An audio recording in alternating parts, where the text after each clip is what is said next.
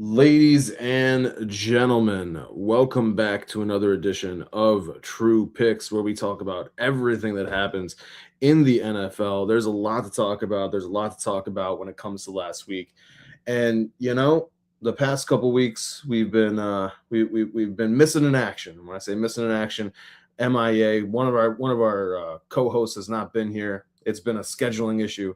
It's been a problem trying to get everyone together, but ladies and gentlemen, when I say we, I mean me, and I mean Chase. And Chase, how are you doing this fine evening? I'm doing good, John. Excited and sad.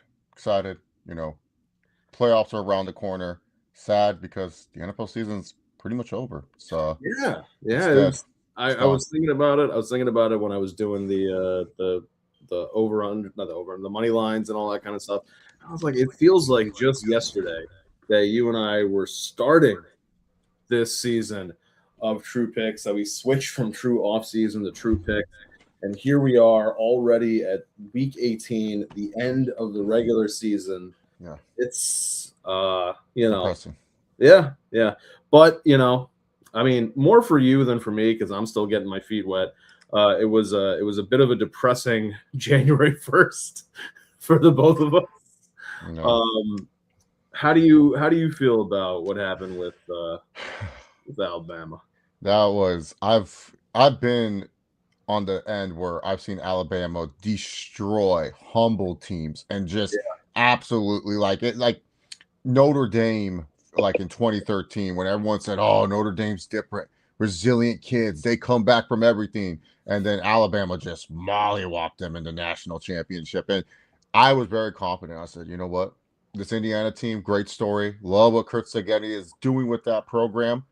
I'm sorry, it's Alabama. It's tradition. This is what you have to go through as a former Alabama assistant. You have to lose to Bama once, and to get Alabama, or as I like to call it, Bama, to just embarrass both sides of the ball. Well, defense showed up for a good portion. I ain't gonna blame that on the Alabama defense. The Alabama offense, nowhere to be seen. Uh, giving up great field position to Indiana the whole time. Indiana looked like a really good team. They're a very, very good team for sure, and rooting for them to win the national championship. I want them to win it all. If especially since my futures bet is dead. Georgia was my. I had Georgia. I had Perfect Georgia transition. since I had Georgia since July, and not just like individually, bunch of future sports team, Oh yeah, no. championship bet, yeah. So I'm pretty sad because this one parlay, like you see those people that will post like they'll have like this team wins the championship and this Right, team right, wins the right, right, championship. So before the NBA finals, I decided Oklahoma City, Georgia, and then my Super Bowl pick, the Bills. Now it's dead. That parlay is dead. That parlay is dead. It doesn't matter. It doesn't exist anymore. It's just there. I said, you know what? This is a great parlay. I like this.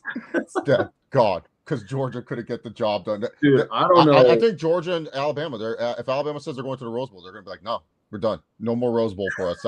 I mean, the Rose Bowl is the reason why Alabama became such a great program 100 years ago. Tulane said, nah, we want to focus on academics. Alabama came, beat up a Washington team, and that's how Bama kind of started becoming Bama. But yeah, no more, no more. But yeah, yeah, with it's with crazy. that with that loss to Ole Miss, I mean, a lot of credit to Trinidad Chambliss for pulling off a great win. Yeah, That just seemed like, I think, it got away from Kirby. I think right in that fourth quarter when he went for it, when he really should not just have yeah, fucking kicked the field goal. And from that point on, it just felt like it was Ole Miss's game to lose. And they just, I mean, credit where it's due. They played really, really well. And I'm kind of, I know that Lane Kiffin is gonna get 250 grand every time that they win a game. I still want Ole Miss to win the championship just because I think it'd be hilarious oh yeah. that they would, because like I don't, he wouldn't be part of, like, he wouldn't get a ring, would he? No, he would. Oh, he It's would. up to it's up to the school to decide if he at the Oh, same well, then time. I don't think Ole Yeah. Miss would give it to Yeah, him. yeah, yeah, yeah. Never mind. Yeah. So I yeah, if Ole Miss would say that we're not gonna give him the ring or anything like that, then I absolutely want Ole Miss to win because it would just be hilarious. I think the best storyline left in this college football playoffs, like if you're like big into the whole storyline thing, is Oregon versus Miami. Cristobal used to be the Oregon head coach, and really, after Chip Kelly left, the Oregon program was kind of like up and down. Like they Yeah. were still the cool team with the cool uniforms, but they weren't like perennial favorites in the old Pac-12. And then Cristobal came and he kind of changed the whole program. Like he made that program into a whole different unit, brought some SEC toughness to that Oregon program. And then it felt like Cristobal was going to be the guy forever. And then Miami comes knocking and he kind of just leaves Oregon in the dust. Dan Lanning takes over the Oregon job. And so it's like one of those things like that's like kind of like the best storyline and stuff. We lost the ultimate storyline though. Beck versus Georgia. That would have been the greatest storyline Yeah. heading into it. Beck versus Georgia would have been the ultimate, like, oh my God, you'll be sick and tired of hearing about the Beck and Georgia thing and the commentators talking about. We talked to Kirby and he said he's happy for Carson, but there's some bad blood there. Trying to do the hypothetical. So lost that storyline. But yeah, I like the parity that this new expanded playoffs has brought. I mean, 3 out of the 4 teams have a chance to become first-time national champions. That's All true. 4 teams have not won a national championship in the last like 10 years. Like Miami used to be a powerhouse, no longer a powerhouse, but has a chance to, get back into that realm of, the powerhouse nature. And it's funny, especially in the case of Miami and Ole Miss, you look at Miami's team last year, that team was a much more national championship team than this one. Yeah, And that's true. especially if you look at Ole Miss's team was stacked last year. That was the team everyone was saying, oh, watch out for them in the national. This Ole Miss team, it's like, no way would I have expected them to this and stuff. Indiana done a great job with their roster. Um, I do think, though, in my personal opinion, it's Oregon's to lose out of the 4 teams remaining. Oregon just has the best talent remaining in the college football playoff out of the Yeah, four I mean, teams. I know that Romeo, as a Jets fan, is really interested in Dante Moore, Very good. and I told him, you got to make sure you're getting the Herbert or the Knicks duck, not the Dylan Gabriel Or, duck. or the Mariota. Maybe one. The I mean, Chris. Mariota had like has had a decent career. He just needed a team built around him, which, to be fair, one could say the same for, or one so far can say the same for Bo Nix. But let's, speaking of which, of the college games, Trinidad Chambliss, and with that win over Georgia, regardless of what happens, he's a senior. I think he's playing himself into at least like a fourth round, Yeah. maybe even third round consideration Oh, yeah. for a QB needy team. I've seen him now linked to. I know you may not necessarily like it because I know you have your dreams of certain players connected to this guy, but I've seen him linked to potentially the Rams as a guy who could sit and learn No. behind Stafford. See, I knew you'd immediately, but AR-15 needs to but I'm learn just behind Will Levis. We have other guys that are better than Trinidad Chambliss. Come where on. I'm just going with that is just that his name after that Oh, yeah. January 1st game is now being connected to a number of different teams and a number of different draft situations. And that's what we're going to be talking about It, this week because there's not fun many fact games. with Chambliss. If he Yeah. wins the national championship, I think he'll be the first ever player to win the D2 national Oh, that's right. championship That's and right. then win the Yeah. D1 Yeah. national Yeah. Yeah. championship. So, and that's another great storyline for my potential Old Miss rooting here. But there are a lot of teams that don't have much to play for Yep. when it comes to wins and losses this week, but they do have a lot to play for when it comes to draft. So let's John, can I ask a favor? Can we save the 3 big games for last? Let's talk about all these oh, meaningless games. we can do it in any order you want to do Yeah, it. let's save the Saturday games for last, and then let's save Sunday Night Football for last. These other games, But Saints and Falcons, we can save before the Saturday games sure, because that one has some right, ties to right, the right. one of the Saturday games. But since you haven't been here in a few weeks, I wanted one to see the beauty that was yours and my week 16. Look how beautiful that is. And if Denver Wow, had just gotten the job done against the Jaguars, Sir, that would have been a perfect sweep for you. Yeah, like Uh, I remember I said, bro, I thought the Broncos could have won that one, and yeah. I, And I, I, and I re- oh, part of and I remember when I did the preview, this was the week where you forgot to tell me Titans Chiefs, and I messaged you afterwards, and I was like, "Who do you want for Titans Chiefs?" yeah, The Titans. However, just as we had our high of our no, greatest week ever, this was probably our worst week. we I just, followed it up with holy depressed, shit, man. Jesus, Oh my! The reason why I wanted to backtrack is because if somebody is just looking at this, looking and watching this, they'd be like, "Wait a minute, why am I even bothering to listen to these guys?" And they'd immediately click out. I just want to show that we yeah. have good times too. Yeah, no, like look, week 17, this was tough, man. And a lot of it, did I not say the Falcons could be a trap game for the Rams? I did say Mhm. that in my description. I did say that. I said the Panthers way. They win games when they shouldn't and stuff. Chargers, I thought they would show up. Like but the Ravens and the Packers at that point in time, I did not know what the hell was going to be the starting QB situation. Yeah. Malik Willis looks a lot better than Tyler Huntley. John Harbaugh just remembered he had this unit known as Derrick Henry on his team.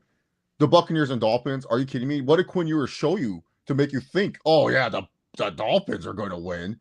Colts and Jaguars, that kind of went how I thought it was going to go. Like, I should have just went with the Jaguars there. That was me being cute. I was just like, kind of want Rivers to get one win on the way out. But then, like, Steelers and Browns, I did say Browns would play the Steelers tough. I didn't realize that the Steelers would just run the same play the last three plays and realize The, that they the shouldn't have a Steelers, midget that's not we're DK Metcalf. and we'll get to that when we do our Sunday preview. But that Steelers team is even with Lamar potentially not there. Yeah. I don't know how much we trust the Steelers team without DK Metcalf, but we'll get to that. Dude, Um, Bears and Niners, though, probably one of yeah, the best Sunday that night was one an games. amazing game to watch. Oh, my. Caleb Incredible. looked amazing. Like, that was Purdy looked amazing, but like Caleb, especially because, like, for the knocks that we've had of him at the start of the season, to Yeah. see for where he was week one to where he is now, it's like, holy shit. It's like, At one point, it's changing, like, like how funny it was start of the season. Jaden Daniels is the best QB in this draft class. Now it's like I even some Patriots fans I know even say, "Yo, I know Drake May is our guy. We're rooting for him to win MVP. Caleb might be better." Like I've heard that from some Patriots fans where they thought Caleb might be a little bit better than Drake May. And it's like he's showing it. yeah, and I mean, at one point, Colleen like got up to grab like dinner, and while she's in the kitchen serving herself, like two scores happen. I was like, yeah, this is a back and forth one. But for sure, Stafford kind of just played himself out of the MVP argument. I heard it. Like, do you think like if Saturday night McCaffrey goes crazy, he could potentially steal the MVP? I mean, I don't think so. He's so close to getting 1,000.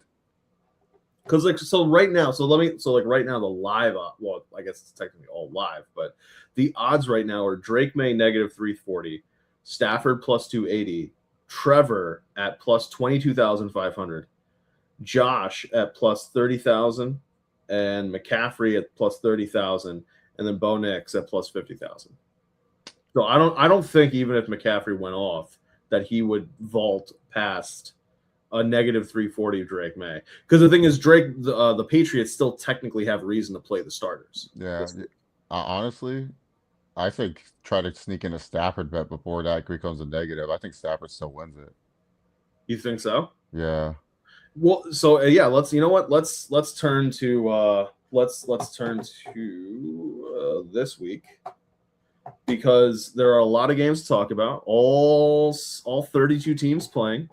And so you said you want to skip the Saturday games. Yeah, and then Falcons and Saints we can save I think because it plays into one of the Saturday games because our prediction because it's who would have thought that Which you know what I mean, credit where it's due to the NFL for putting these on two separate days, because especially with this being the early game, a lot of the conversation, because Niners Seahawks, once it's done, it's done. You know who the number one seed is.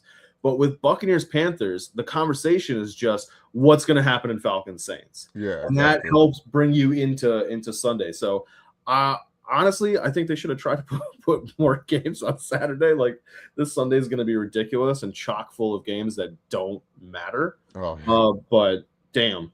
All right, so you know what? You tell me which one do you want to start with? You want to start with Yeah, Giants Cowboys? Cowboys, yeah. All right. Uh-huh.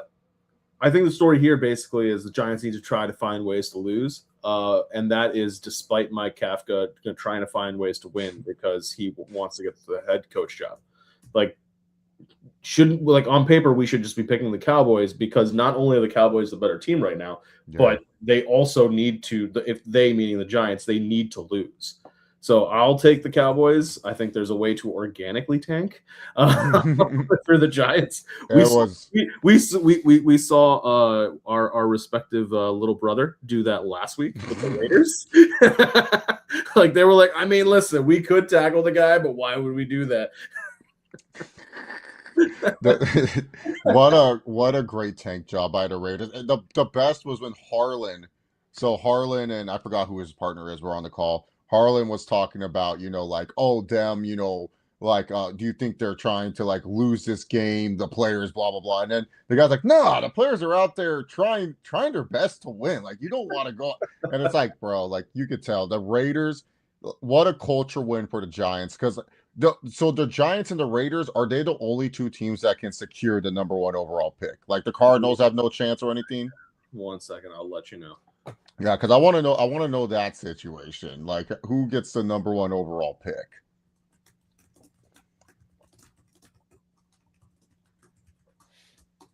I know it's like really skewed in favor of oh no. Hold on. Because so like let me hold on. Let me just pull up Tankathon itself. And how do I see their full order? You can't give me their wins. Oh, there it is. Okay. So right now the Vegas is 2-14. The Giants are 3-13. The Jets are 3-13. Tennessee is 3-13, and Arizona's 3-13. So I guess technically there's a world where if Vegas beat the Chiefs, no, but well, they'd have the tiebreaker in their favor for the pick against the Giants, even if the Giants lost. So it's just between the Giants and Raiders who gets I the think number so, 1 yeah, overall because pick. the Jets have like a. I remember seeing something like where the Jets have like a 1% chance or something like that, Oh, okay. some ridiculous amount. But it is basically just the Raiders. Somehow, I think there is a way that it could go to the Giants if the Giants lost this game, but it would be weird how the tiebreaker thing would work. I think it would have to do with like strength of victory and strength of schedule kind of thing, because despite the fact that they have the head-to-head loss to the Giants from the Raiders. Okay. Yeah. Cowboys should win this game. Dak has some incentives to play for, so bet some of his over passing yards. I expect him to be sitting at the third quarter. Definitely not one of the high mark games to watch. Or the Giants could just buck this all up and just go for another culture win. Build for the culture. Hey, we ended the season strong. Two wins in a row to end the season. Let's build on this for next year. With the limited cap space that we have and the draft capital that we should have. Yeah, here it is. So it's a 10.7% chance for the Giants to get the first overall pick. What they would need to do is they would need to lose, and the Raiders would need to win, and one win and one tie from among Falcons, Bears, Browns, or Seahawks. Okay. So, like, technically speaking, there's a way, like, especially because like the Seahawks could give them the win. Yeah. Like the day before the Seahawks beat the Niners, like then you just need a tie somehow. So technically there's a chance, but I mean I doubt it would happen. So you're also just so dumb playing yourself out of the number 1 pick for a culture win. Like, I swear, bro, like just take it. You don't need a quarterback. You have one already in Dart. Just take the freaking pick haul that you're gonna get from these teams, and that's how you get your roster better, but whatever. Yeah. Or I mean, if you in the draft process, you really like Arvell Reese, you know what I mean? Like that's a way to do it too. Yeah. Well, let's turn to Bengals and Browns. This game, another one that doesn't mean anything. It solely means something for the ability of Myles Garrett to break the sack record. Yep. And if there's a team where he can finally do it against, it is the god-awful offensive line of the Cincinnati Bengals. So I guess the question here is not really who do we think wins. It's do you think that he gets a sack? Yeah, that O line is still bad. And he had like 2.5 against them this year. Like he had that one drive where he got 2 sacks in a row on Joe. I do expect the Bengals to win this game, but Joey B, just like Dak, he ain't playing in the second. I'll be surprised if he's out there in the second quarter. We don't see Joe Flacco be throwing the football and stuff. Like, protect Joe Burrow. But yeah, Myles Garrett, the Steelers did everything in their power to make sure he did not break that sack. So then we turn to who do you got winning this? If you're thinking that they're going to pull I Joe, got the Bengals. still taking the Bengals. Yeah, I love my dog Shador, but come on, man. Like Browns stink. Like, I'm gonna take the Browns. Yeah. I'm gonna take the Browns. I think week 18 is one of those fun you can take a lot of underdogs and put a nice parlay together because I think for me, when I look at the draft order and everything like that, like the Browns are picking at 6. Like if they win this game, they pick at 7. It's not that big of a deal for them when it comes to how this could potentially affect their draft order. Like unless they're not concerned. They're not concerned with the QB. Like they feel like they have something with Shador. Because the other thing is you got to remember they have 2 first rounders this year. Yeah. They have the Jaguars, so they have the ability to kind of go, oh well, we can afford to let it be the 7th overall if we're going to have 27, 28 or something like that from Jacksonville. And I mean it could be 32 depending on how the playoffs work. All right. Vikings and Packers. Here's a question. Yeah. Do we think that Brian Flores is going to be able to settle that lawsuit and parlay himself into a head coaching gig this offseason? There's a lot of vacancies. I think he's perfectly fine being the highest paid defensive coordinator in NFL history. His contract's up. I do think he's going to a new team. I think the Vikings are going to try overtures to keep him, but I do think a team with a bigger name will go after one B flow, maybe the Cowboys or something like that. That would be interesting, especially because the Cowboys just got what's his name, Eberflus, but I don't think they're keeping that idiot. No. Look at what Eberflus's defensive mastermind has done for that. That defense stinks. If you're Green Bay, I don't think there's not really much you can do. They're stuck in the 7. They're stuck in the 7. Yeah, they're stuck in the 7 no matter what. So, do you bother with starters? Well, their starters are hurt anyway. So, it was a trick question. Maybe Christian Watson has some incentives he needs to hit. So, just him. Yeah, that's fair. Yeah. I mean, it is a situation for the Packers where it's just like try to get healthy. If you lose this game, you lose this game. Who gives a shit? Vikings get a nice little 9. Looks good for a game. Maybe he's happy. Stranger Things ended. That's where he got his nickname. I think is from Stranger Things. I mean, 11, 9. Come on. Is that really where it came from? Well, because there's a character called 11 on Stranger Things. No, I know. I'm thinking that's where he got it from. Like, come on, he's a millennial kid. Like, what do you expect? That's fair. So we're going Vikings on this? Yeah, he's easy Vikings. Like, if the Packers win, it's like that's cool. You get momentum going against either the Eagles or Bears, whoever's the 2 seed ends up being. But let's turn to the Colts and going to face the Texans.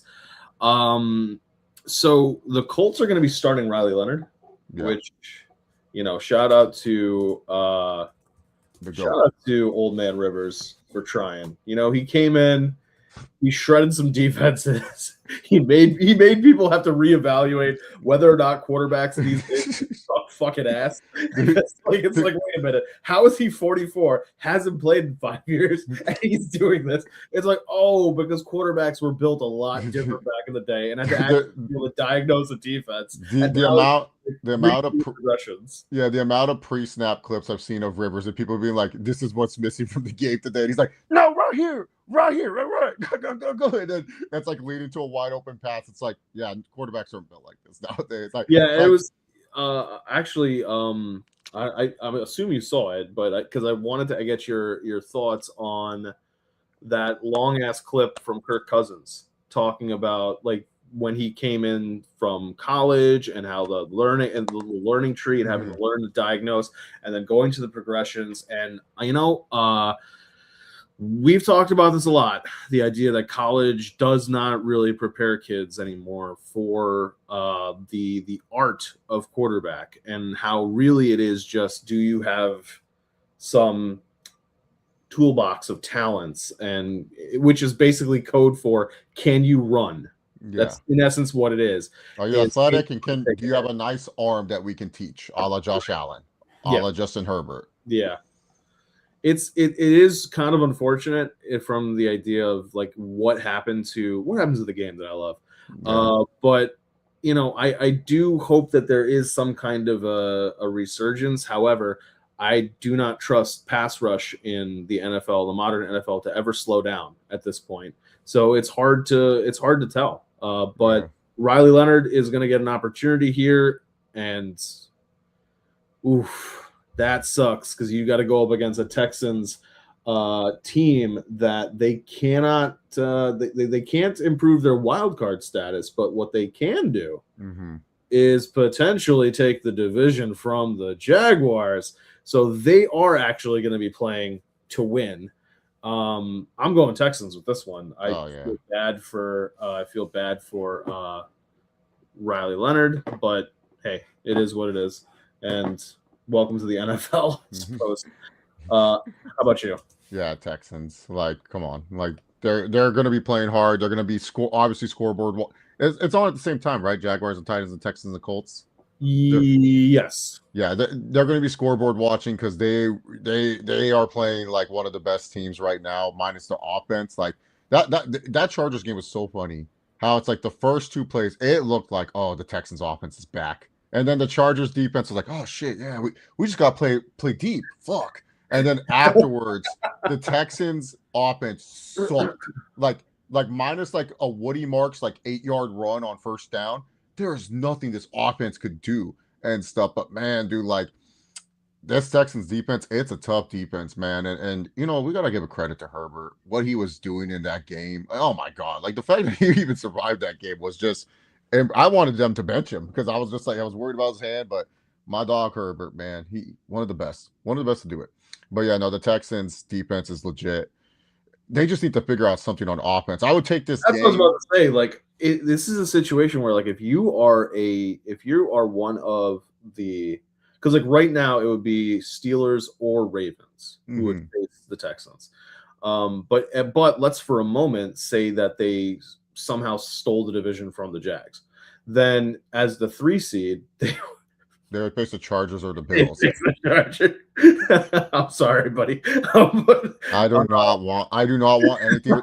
sorry. After everything that's coming out of New England, both the Chargers or Bills are like, yeah, we'll take the 7th seed to take on the Patriots, and then if we win that game, oh Denver, who's only been in one score games, yeah, we'll take that road like that. Like as fucked up as that sounds, that's the easiest road to the Super Bowl compared to being the 6th seed or the fifth It's seed. Like, so like because I was about to say, if you are one of these teams, yes, the Texans defense more than likely scares you. It yeah, scares all of us.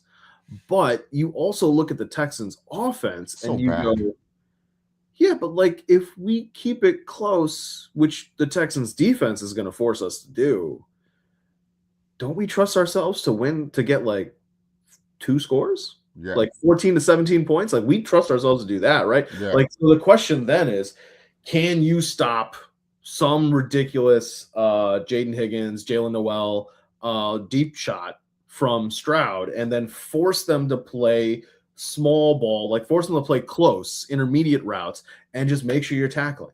Like if you're the Bills, then you are terrible at tackling.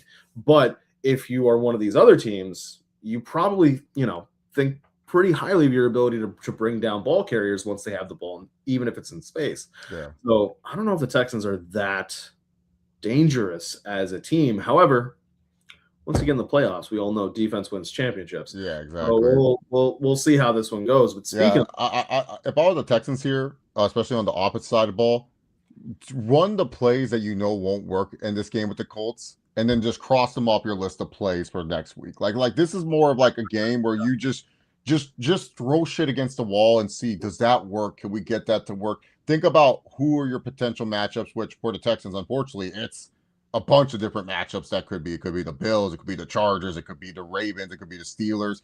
Figure out what works and what doesn't work. Figure out how you can keep CJ Stroud in momentum and keep that momentum. Don't have it where it's just like all of a sudden where it's like, oh, okay, this is what the Texans are. And then all of a sudden Yeah. it's like, damn, like the Chargers defense is a good defense. So and they know how to adjust.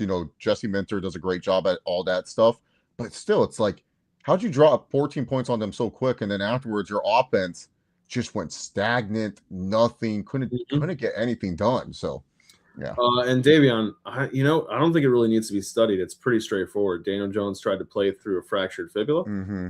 and he could not do it. And then, no offense to Rivers, he is good, but he is limited. Part of what allowed the Colts in the first half of the season to do what they did was teams were Yeah. fearing Daniel Jones's running ability.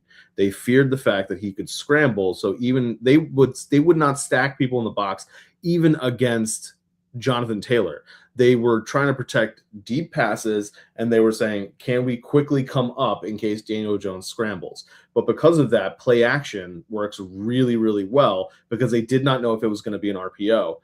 Now with Rivers, who is 44 and can't run, they knew just what they needed to defend against. Yeah, and then also too, it's like the Colts lost some games that really really hurt their chances Yeah, at yeah. staying in the playoffs. Like the Chiefs lost. Patrick Mahomes sacrificed his ACL for that win. Like that was his last gasp. Mr. Mahomes was his ACL for that game. That's Yeah, right. it popped 2 weeks later. Yeah, It yeah. happened later and stuff. So But let's turn to the team that hopes to remain atop the AFC South. It's the Jaguars hosting the Tennessee Titans. Um, I really don't see a world where the Jaguars lose. I will give a lot of credit where it's due. Trevor Lawrence and the Jaguars offense are playing at the height of their powers, which, Chase conveniently seems to be around the time of the trade deadline hmm when Jacoby Myers got there. yeah, a I good receiver wonder why. I helps out wonder that Parker Washington kid. yeah, I wonder what happens when you start getting consistent catching. Because what was the issue with one of the big issues with the Jaguars early on in the season was passes were just bouncing off of Brian Thomas Jr.'s hands.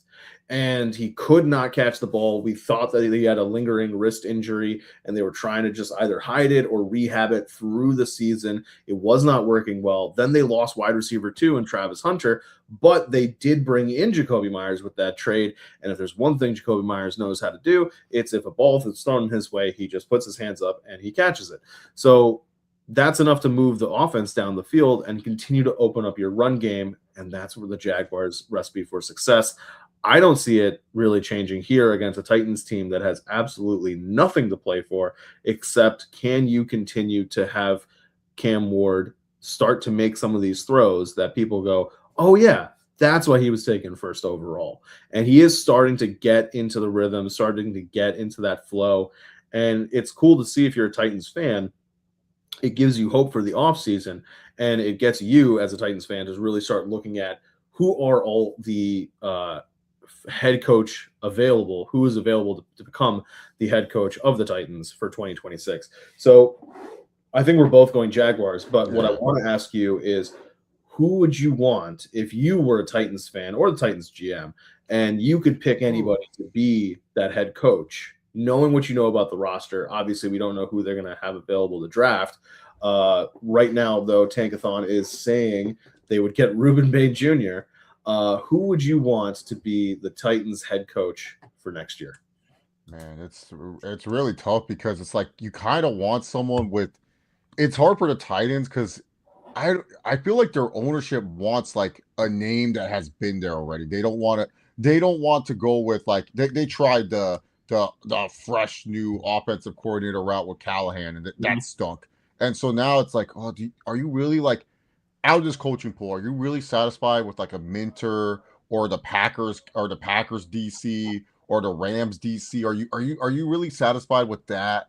Are you gonna try to see like and try to poach a Kurt Senghetti or Dan Lanning to come to the pros? Do you think that will actually work out for you?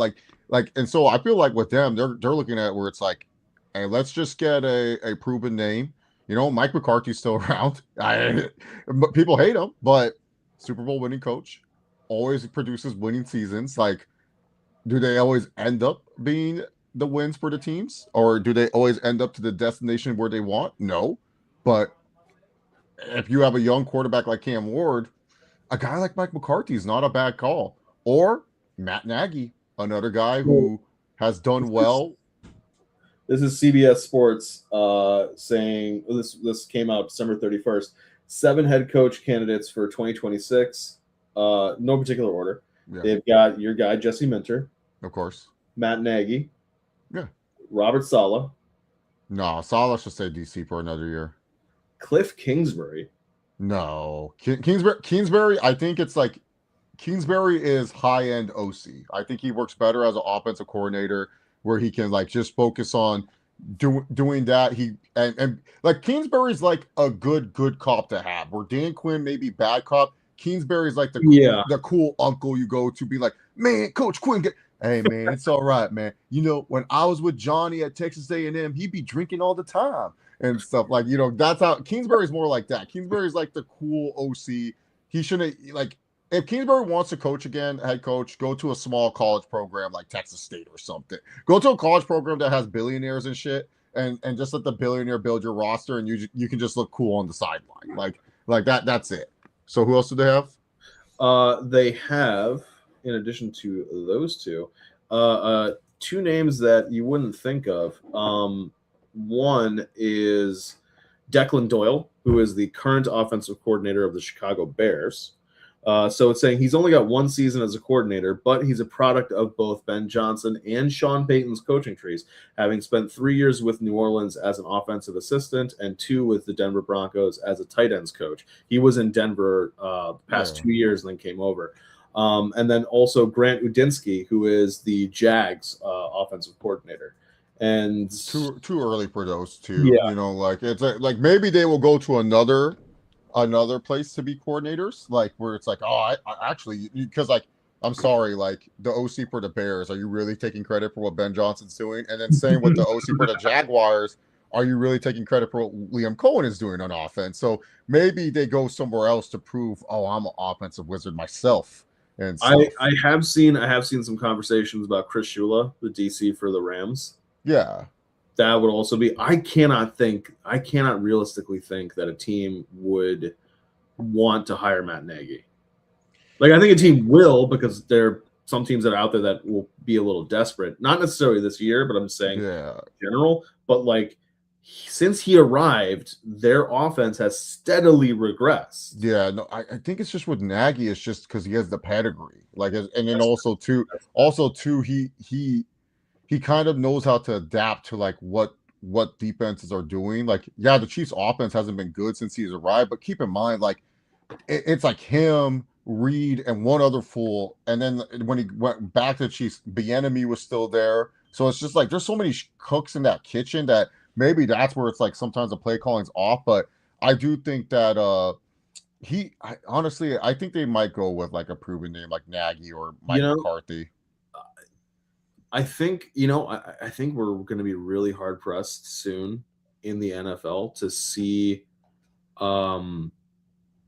defensive head coaches, because these offensive guys are so much of like these wonderkins kind of thing and like these geniuses and whatnot. But the thing is, why would they be willing to do a lateral move from being an OC in one team to an OC in another team? The only way you're really going to be able to get them, if you want that person, is to make them the head coach. So I think it's going to be interesting to see which teams the last zig, others zag. The last DC to do was McDonald. He's the only one that really comes to mind. Like every other DC, they kind of like, look at Aaron Glenn. His team stinks. And then like you look at Saleh, he got fired. I was gonna say there's an argument for Sean McDermott, but like they can't get over the hump.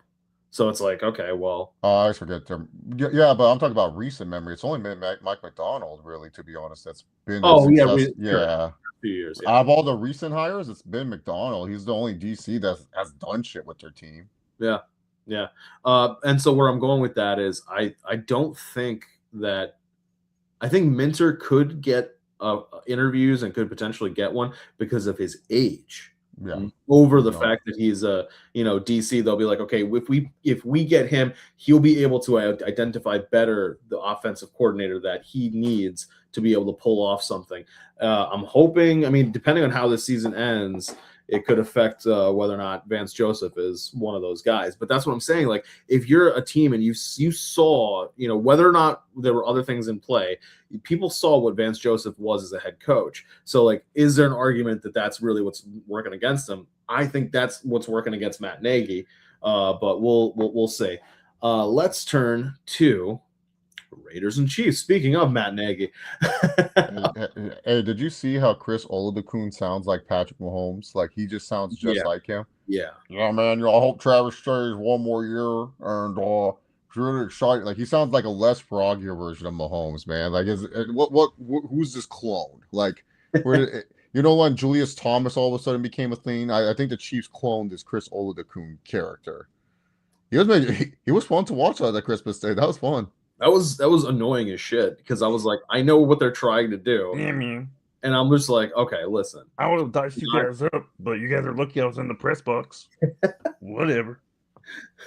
Can we not have Nick Bolton getting like one of the luckiest interceptions on God's green earth? Like, what are we doing? Because like then I saw people like getting like dropping Denver down in power rankings and things like that. And I'm like, wait a minute, guys.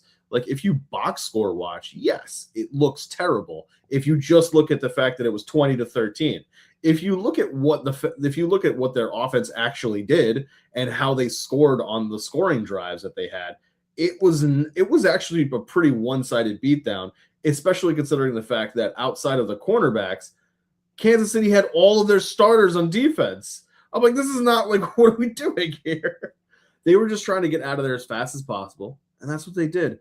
But if you're the Raiders, you're also trying to get out of here as fast as possible, even though you're playing at home, and you're trying to make sure that you take the loss. I like how this is one of the only home teams that is the underdog. Yeah, because they're so bad. Like, Uh, yeah, because they stink. But like, I feel like the Raiders will win this game. does anyone know Brendan Carroll is coaching this Raiders O line? Why is he coaching the O line? This whole line has been the weirdest thing. I always say this too. I always say O line, like people think, oh, it's just so easy. You can just switch positions with them. And it's like, no, it's really not that easy. There's a reason why, like Tristan Wirfs, who's an all-pro right tackle, had to go see a sports psychologist to switch when he had to switch to left tackle. It's tough. And they took a guy in Jackson Power Johnson who was just their tremendous center that was just awesome as a center. And one of the harder positions, like left tackle, right tackle, if you have a left-handed quarterback, yes, hard ass positions. You're always on island for the most part. But center, I feel like is always the second most important offensive line piece you should have because they're the brains of the operation. Yeah. Why would you take a guy like Jackson Power Johnson, who was a badass at center, and move him to fucking guard?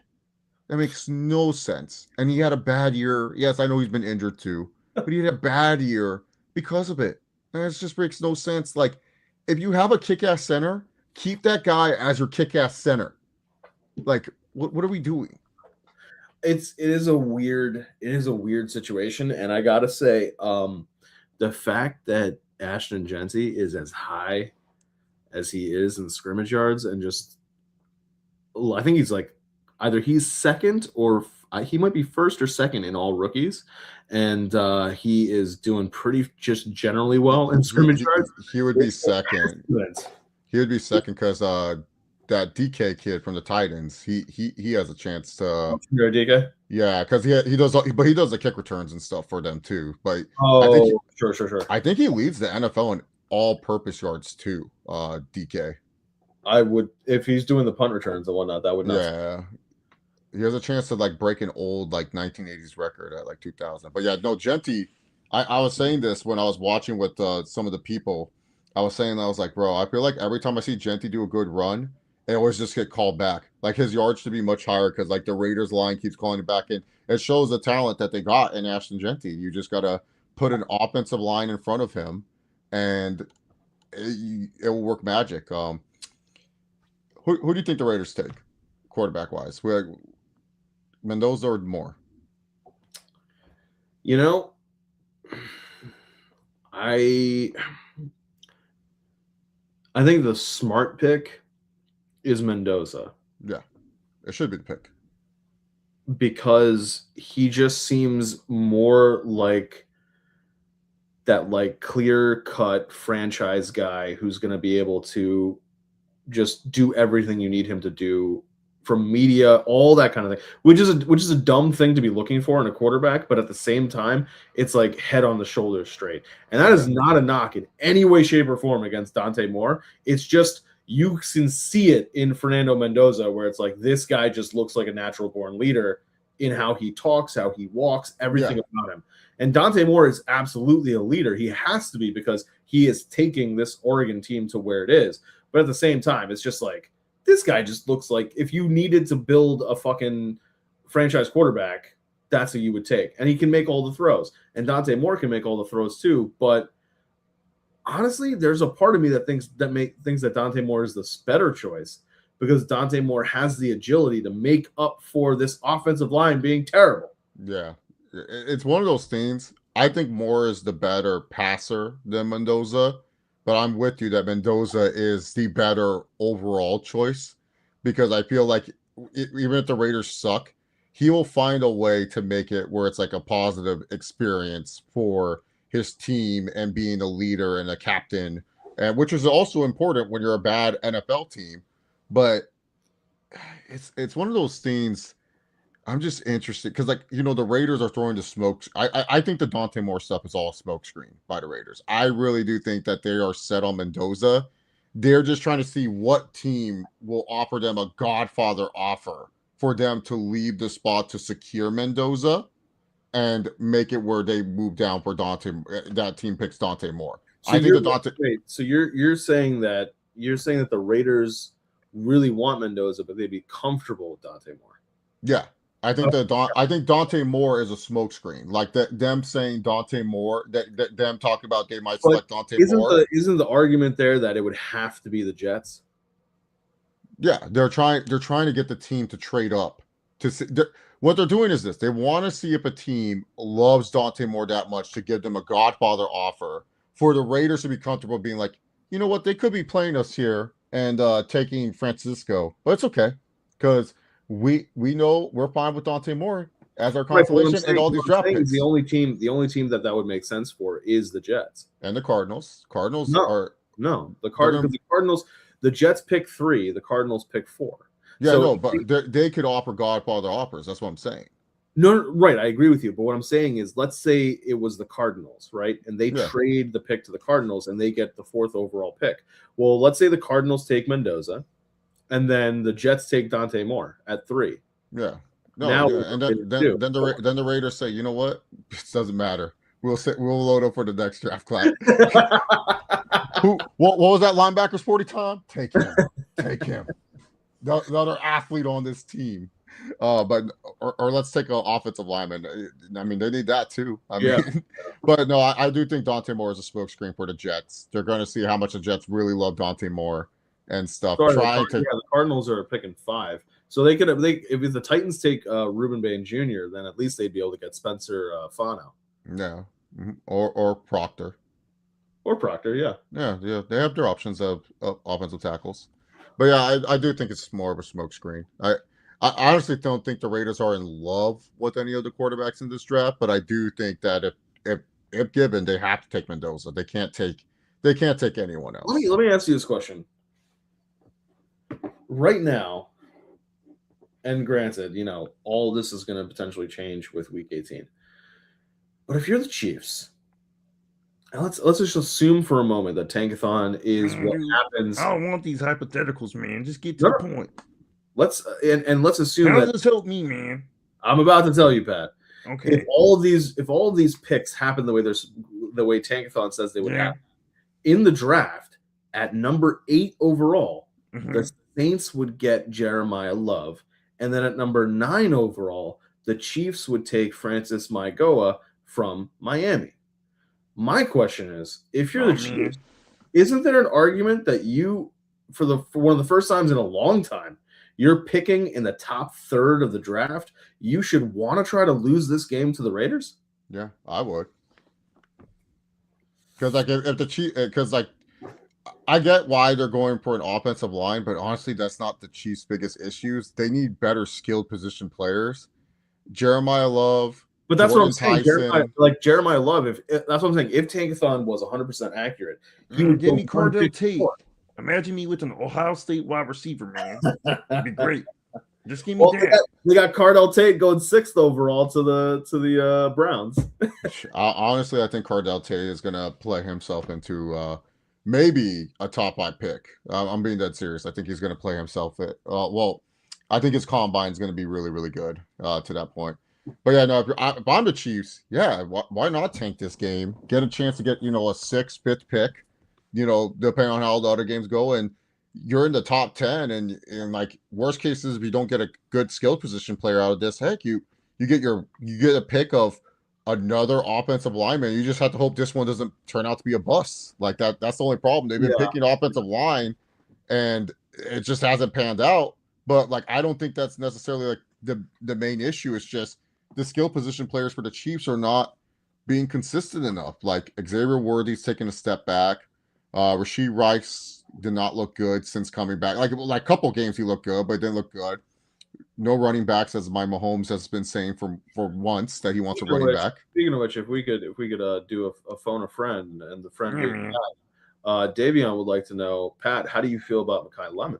I mean, he cool, but he's small and tiny, man. I need a big body wide receiver that can catch my balls, man. Pause. I was about to say, please throw that. Yeah, man, I threw it in there, dude. You guys can't catch me lacking, bro. Come on. I'm always sharp on the field. You know why? You know why? Right now, a lot of people could catch you. But do you know why I'm sharp on the field? It's because of my Oakleys. My Oakleys make sure my vision is always 100% protected from the sun's UV rays, man. I thought you were gonna turn this into a State Farm commercial. Nah, man, that's what my insurance is for, man. So how do you feel about this one, Raiders or Chiefs? Honestly, the Raiders should win this game because, well, I'm being dead serious. Like, I get it that the Chiefs are like, it's Kenny Pickett, right? He's playing for sure. Oh, you know what? That is. Let me find out right now because I think that actually does affect it. Raiders starting. Likely Kenny Pickett. Yeah. And potentially rotate with Aiden O'Connell. Rotate. Oh, okay. Yeah, never mind. Chiefs. I heard rotate with Aiden O'Connell. This is a great take. CBS Sports is saying expected to start and see significant action for Kenny Pickett, though he'll likely share snaps with O'Connell. And then Raiders Wire says Aiden O'Connell will also play, splitting reps with Pickett as the team assesses options for the future. So, yeah, it could be a rotation. Oh, what a great tank by the Raiders. Give it up to them. Chiefs. I'm choosing Chiefs. You said Aiden O'Connell. They know what's up. They know Kenny Pickett will play too well. They're like, we can't have this. Because, Kenny Pickett, great backup. Didn't pan out well as a starter. Great backup. But we've seen this story all this time. Guys like Kenny Pickett, maybe it just takes a while for Kenny Pickett to be, a substantial starter in the NFL. They know, oh, shit, Pickett plays too well. His value goes up, and then we have to pay him more money. And then afterwards, what if the Giants end up losing, and then later on the Seahawks and all these other things happen? Oh, fuck it, we ain't risking it. Aiden? Could you imagine Kenny Pickett as the starting quarterback for the Raiders, though, next year? No, that'd be a fun sight. That'd be fun for us, but not for the Raiders. I feel bad, John, that we have to beat up on Fernando Mendoza. But at least, you know what? Every time he loses, whether it's in SoFi or Mile High, he will put over the venue. Yeah. He will talk really well about how great it is. What a great state-of-the-art stadium this is. I'm watching that, and I was like, yeah, this guy was born to be as Davion said earlier.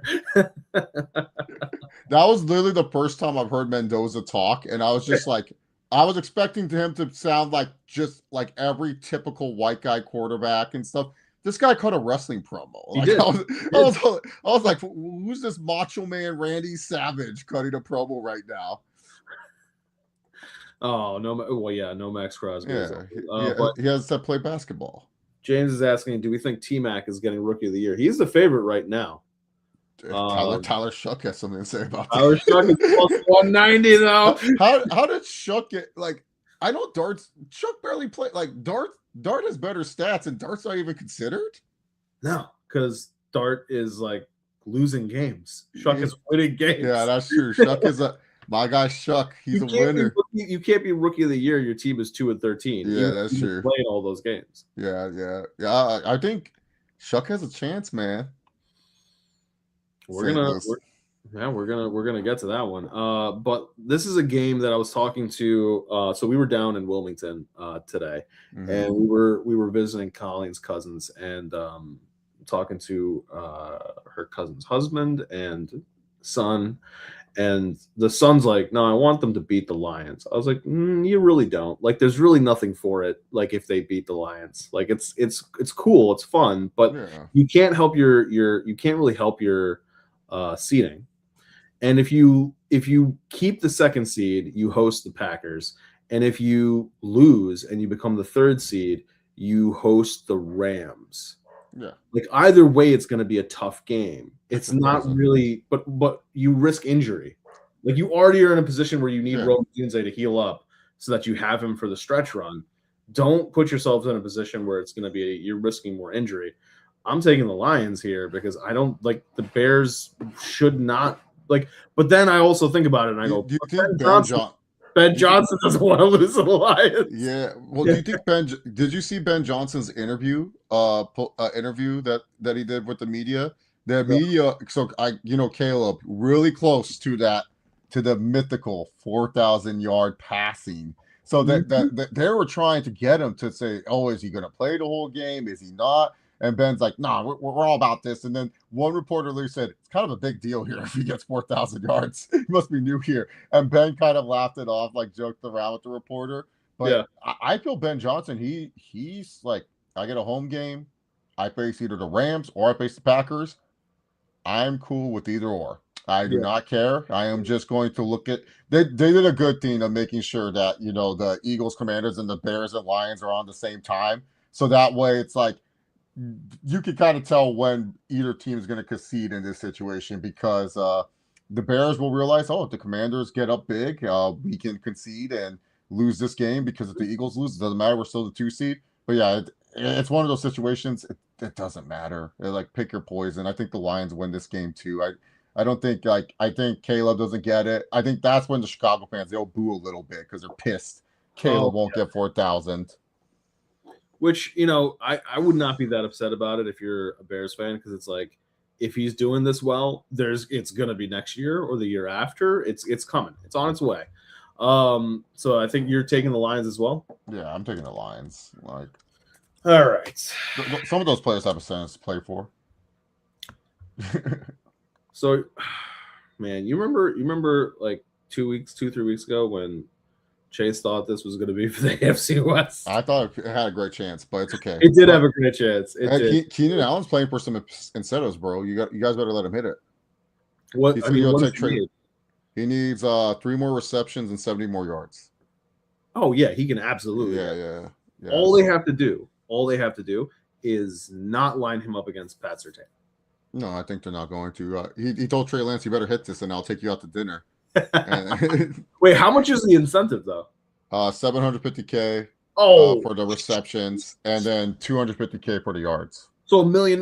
Yeah, it's $1 million a line. Yeah. Wow. I saw a pretty crazy stat, which I thought to myself, as much hate as my guy gets, it's nice to remember this. So Riley Moss is tied for the most targets among all NFL cornerbacks. Yep. This season, he's allowing a completion percentage of 53.7, and that was on 108 targets.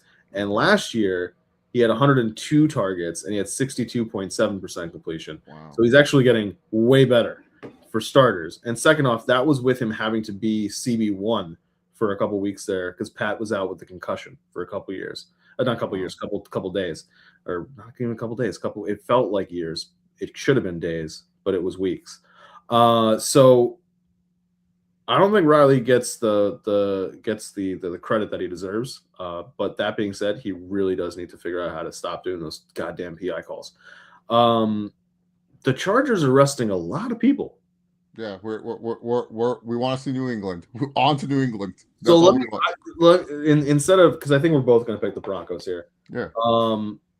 Instead of asking you about that, what I wanted to ask you is this: this offseason, the Chargers have about $100 million in cap space. Won't spend any of it. So my question to you is, do you see them re-signing Khalil Mack? If he wants to come back. So like team-friendly deals, what you're saying? Yeah. I think Mack is done after this year, to be honest. I don't want him to be. Because I'm sure, so Owe and Zion Johnson, that'll take some of our cap. We have to re-sign Odafe Owe. He's been a lifesaver for us. My question is, do you think he's played himself out of the Chargers' price range? No. No. I think his sack numbers aren't. I don't think he's double digits this year. Owe. He's not. It's not like he's been great, but it's like, he's been mostly a rotational edge rusher for us. So it's like, he's going to understand his role and understand like, hey, I still have to prove myself to get that big money edge rusher contract. Zion Johnson, he's one of the better guards. I think the only player I really want from free agency is Linderbaum from the Ravens, Tyler Linderbaum. So that's it. If we sign other idiots, I'll be pissed. But Linderbaum has to be. He is second on the team in sacks. Oh, yeah, with like 9.5? 7. Yeah, 7. Yeah. Thule's at 13. He's at 13. Thule's been a beast this year, bro. Yeah. I think I just want Linderbaum. Anyone else we sign, I'll be pissed. If it's not Tyler Linderbaum, I'm going to be very upset. Greatest, the best free agent center. Just bring the biggest mistake, not going after Drew Dalman. And all these Charger fans were trying to say, well, Drew Dalman doesn't fit with the scheme. And I'm like, I don't give a fuck. This guy's good at football. I just want a good football player. Can I just have that? I don't care about no scheme and stuff. And I think Linderbaum, that's a deal that can get done because of the relations with Joe Ortiz and stuff, yeah. Ravens. So Ravens, just give me Linderbaum and your coach to be our assistant head coach next year, and I'll be great. Oh, yeah. Yeah, John. Can you imagine Jim and John? Bro, we had John. Oh, my God, dude. Yeah.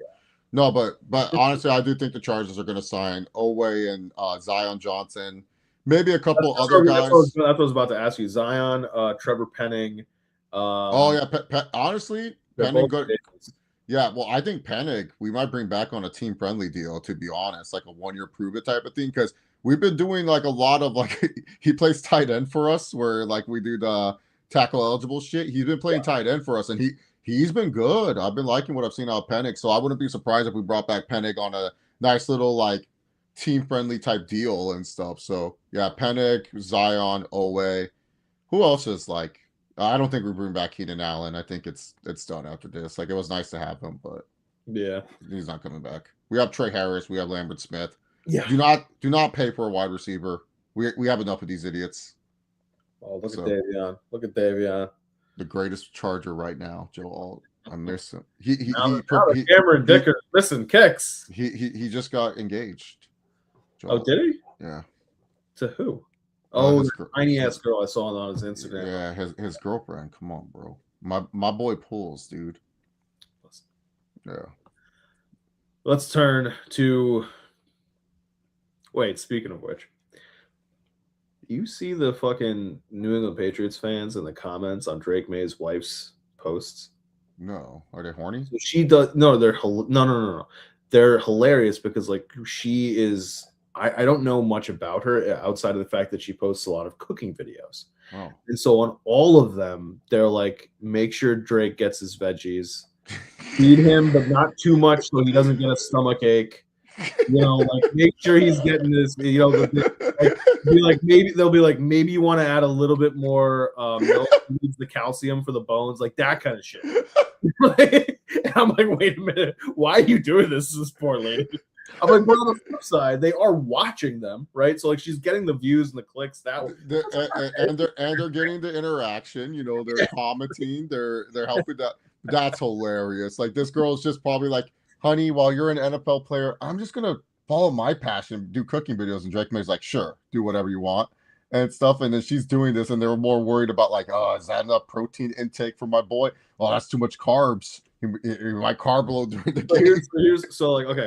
There's, and these are with like I'm talking about like thousands of likes to these comments.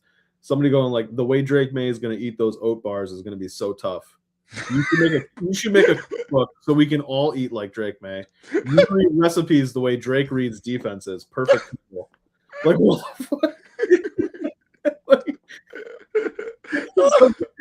Somebody put, please tell Drake he's the first thing I think of when I wake up and the last thing I think about before I go to sleep. That's this man's wife. That's messed up. Oh my god! Oh wait! This is the funny. Okay, wait. Recipes like this is what I was thinking of. It says Drake will love this. Please make sure you rub his belly after he eats it to ensure proper digestion. Don't let Drake eat too many, but also let him eat as much as he wants. And then the third comment there is, our husband is gonna love this. Yeah. Oh my god! They gotta. But she needs to jump on this cookbook idea while Drake May is still hot. Like definitely make a Drake May cooker. They'll buy it. It is historically there's precedent for it. A New England quarterback cookbook related to it. You know what I mean? No one believes in that TB12 bullshit. You can't eat like half the things in the world. Would they believe in the DM10 method? You know what I'm saying? Like that's the question. Yeah, no, she should definitely while Drake May's at his peak before fans hate him or something controversial happens, make that cookbook. Talk to Drake's agent. How can I make a cookbook? Publicize it. Yep. Put a QR code for your Instagram for more, and then bam, and then have it where it's like the 2020 what my husband ate to become the MVP of the 2025 season, MVP 2025 cookbook, and then bam, dude, we should hit up Drake May's wife and ask her to come on the show. Just be like, yo, Mrs. May, can you come in, talk about how much food does Drake May eat? Really, this lady's name? Oh my god. What, it's Lindsay or something? No, it's Ann Michael May. Like that's just like if I was imagining Drake May's wife, that's what I would imagine her name is. Yeah, like, wow, dude. She has perfectly. Is she like a Christian devout person too? Has to be. I'm gonna assume so. She blonde? No, brown. Oh, yeah. Okay. Good on you, Drake May. You got taste. I thought Drake May would just marry like some basic blonde chick. So it says like she dropped her final video of this year's Bakemas on Christmas Day, capping a 25-day series where she baked different holiday treats. For the last Bakemas of the year, she baked sourdough cinnamon rolls. Like, come on. Oh. You see what I'm saying? Like you and I are marketing for this lady, and we both want to beat the shit out of her team. Her husband's team. Terrible. Yeah, too bad the Dolphins won't. Too bad the Dolphins won't. Which goes to show how little we are talking about this game. Is because of how little we believe in the Miami Dolphins. Yeah, because the Pats are still going to play their starters just in case the Chargers pull off some miracle. And if the Broncos just don't, which I don't think they wouldn't want the 1 seed. I mean, getting a nice bye. Oh the no, road goes to Mile High. Yeah, no, they're taking that. Dude, especially because like with Dre Greenlaw's hamstring injury, the idea is that with 2 weeks of rest, he could be back. And conveniently, if he doesn't play, he's not going to play this weekend. And then if you're not playing, you have the bye, then However, I am both spooked right now about having the bye, simply because we saw how many teams in the college football playoffs got their ass handed to them off of having the bye. And then some teams too in the NFL too, because remember when the Packers were like 15-1 and they had that bye and they looked like they were going to just stomp through the playoffs, and then the bye week happened and the Giants this was years ago, but still it's like especially for a team like yours, where it's like I feel like you guys are such a momentum-based team. You want to keep the momentum going. However, I also saw information that was saying since they expanded to the 7-team playoff, where only the first seed gets the bye, 5 out of the 10 teams in the Super Bowl were teams that had the first round bye. Oh, And yeah, man. How the many of them other were my 5, team, bro? and so like the other No, 5 you're not. teams, You're dodging the question, man. How many Hold on. teams were my team? no one gives a shit. Yeah, it does matter, man. I add to those stats. Shut up. The other 5 like made it to the Super Bowl out of 60 teams. So it's like, damn. So maybe there is some value to having it. Yeah, man. Just ignore my stats like everyone else does. It's okay. I'll make sure Texas Tech doesn't get blown out in the college football playoff next year, man. Gonna make a nice donation. Yeah, that's what we should have done. Yeah, man. What was I gonna say? How many of them have been the Chiefs, though? Yeah, that's what I was about to look up. There had to be at least 3 of them, because I'm gonna be like, okay, look, 3 of those had to be the Chiefs. Okay, wait, hold on. So let's see. They were in when. That's now I got to remember when the playoff expanded. Well, 5 years. It's been 5 years. So 2020. Won the AFC Championship. So let's see. They were. Buffalo was a 1 seed the 1 year that the Chiefs beat them. Damn, I clicked the wrong thing. Here we go. Okay, so 2020, the Chiefs were the 1 seed. Yeah. The Niners were the 1 seed too, right? Yes. Yeah. In 2021, Chiefs were the 2nd seed because Bills were the first. The Titans were the 1 seed. What? Yeah, in 2021. That's why a lot of people were a little upset when Vrabel got fired, because they were like, "Wait a minute, what happened?" Titans being the 1 seed, that's so random. Then in 2022, the Chiefs were like, "We're not doing that again," and they were the 1 seed. Mm-hmm. Who was the NFC 1 seed in 2021? They were in the Super Bowl. Oh, but see, they didn't make the Super Bowl in 21. That was the year the Bengals went. Yeah, man, we forget about that. Hold on, let me finish the AFC. And then in 23, the Chiefs were the 3rd seed. 3 seed. The Ravens were the 1 seed. Oh yeah, and then they lost to the Bills. Yeah, they were the 2 seed. Yeah, they lost to the Bills. Yeah. And then in 24, the Chiefs were the 1 seed. Yeah, and we made it, man. All right, so let's take a look All here. the way. Eagles. All right, so the Eagles in 24 were the 2 seed. Lions were the 1 seed. They lost to the Commanders. Yeah, that was terrible. In 23, the Niners were the 1 seed. They made it. 22, the Eagles were the 1 seed. And they made it. Super Bowl. And then in 21, it was, gosh darn it, the Packers were the 1 seed. 2021 sounds like such a fever dream of a season where the Titans are the 1 seed. Like, what are we talking about? Well, because I mean, remember that would have been, like just after like COVID, we were coming out of COVID and everything like that. And then in 2020, that was the Niners, the 1st seed. The Packers were the 1st seed again. Oh wow, fucking A, dude. Packers fumbling 1 seeds. Well, I mean, that was the whole thing that caused that breakup with Rodgers. But all right, let's talk here. Speaking of Eagles and Commanders. Commanders, nothing to play for. Eagles, nothing to play pride. for. What are you talking about? They're playing for pride. Get out of here. They gotta get ready. Playing for pride. Oh, he's still playing. He's starting quarterback. Oh God, I thought Mariota was cleared. I don't think he is. Oh man. Yeah, he's ruled out. Josh Johnson is starting. Oh, fuck is this? Can't they give some like rookie some burn? Like, where's their Brady Cook, where they can just find some undrafted rookie and just be like, here, go play football for it. Live your dream. You know, it's wild. If only the Commanders had multiple running backs that they could have leaned on. Oh, I know, right? Instead of trading one away for no reason. We don't like you no more. So this is the quarterback room right now for God. Jaden Daniels. Yeah. Marcus Mariota, Yeah. Josh Johnson, Jeff Driscoll, He's still around? Jeff Driscoll, Wow. and Sam Hartman, Sam Hartman. Okay. that kid from Notre Dame. Yeah, I know. I know him. Yeah. That's Jeff Driscoll might be a good OC one day. I think that's why he's there. He's just learning from Cliff. So Yeah, what do you he's do? okay. Yeah. That's such an OC name. Like, oh, there's Jeff Driscoll on the sideline, the offensive coordinator. All right. I do think the Commanders could sneak a win. They could sneak a win. But I also don't think that the Eagles have reason to, like, the Eagles aren't playing for anything. Yeah.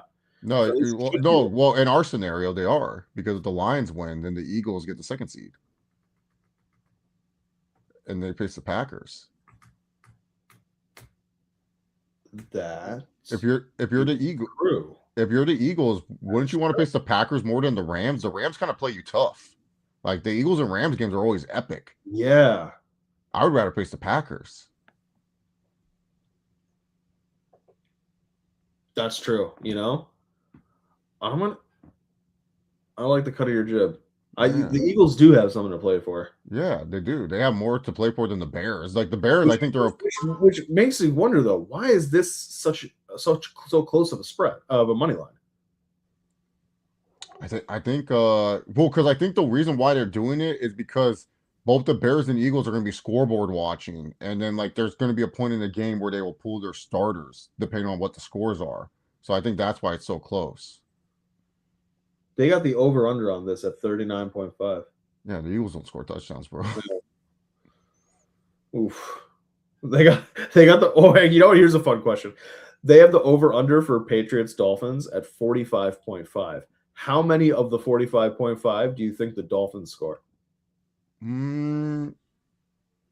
Like 3 touchdowns. They can score. Yeah. I mean, the Patriots defense is supposed to be what people will be talking about. So it's a flawed defense, and they lost one of their best players because he decided to go school Stephon Diggs too. Wait. So Christian is he still playing, or is he until that this is resolved? Because I know Stephon Diggs is the same thing as Diggs. So they're both playing. They would have to be added to the commissioner's exempt list. Yeah, which they're not going to do. Okay. Yeah. Okay. And then what's his face? Milton from the Patriots might come back. Yeah, I got the Eagles. I think if you're the Eagles, you're praying for a Lions win, and then, like, the Rams just play the Eagles tough every time. Like, earlier this season, we saw that great game between them, and then the blocked field goal by Jordan Davis, led them for the Eagles to win and stuff. And if you're the Eagles, like, I'd much rather face the Packers. I feel you match up better with the Packers than you do the Rams, because the Rams just have the weapons to kind of, like, counteract what you want to do on defense. Yeah. Well, you're not afraid of Christian Watson.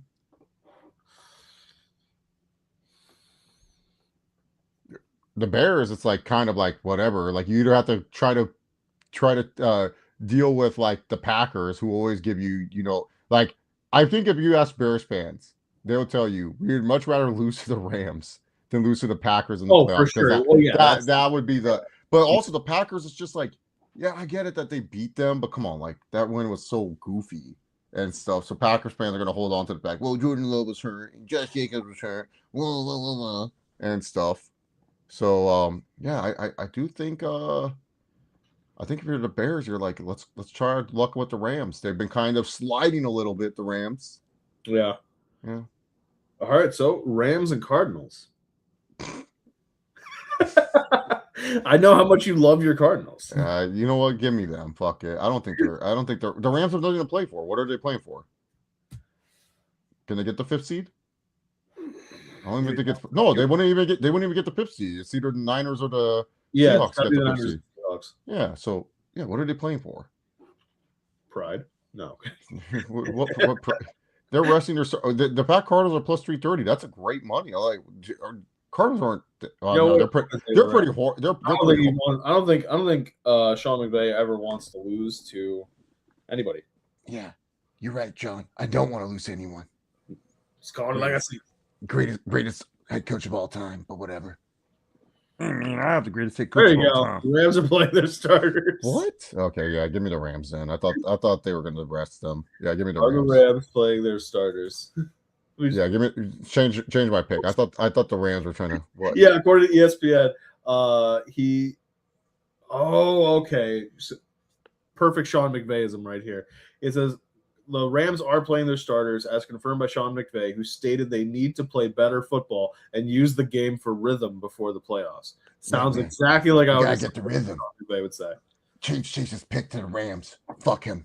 Doesn't believe in me. He says I'm his favorite head coach, and then chooses the fucking Cardinals with their dumbass coach. He's gonna get fired. And let's round out our essentially meaningless games with Bills and Jets. No Josh Allen. No Josh Allen. Mitchell Trubisky season. Trubisky. Ugh. That's gross. Hey man, he's the backup quarterback that makes sure the fast food orders get correct. Remember in that commercial? That's true, but Teddy Bridgewater's is more is funny. Teddy Bridge. I think Teddy Bridgewater's and DeVito's are my favorite. DeVito's is hilarious. DeVito at the end where he's like, "Hey guys, just follow me on this one." That's the best ever. DeVito, get in there.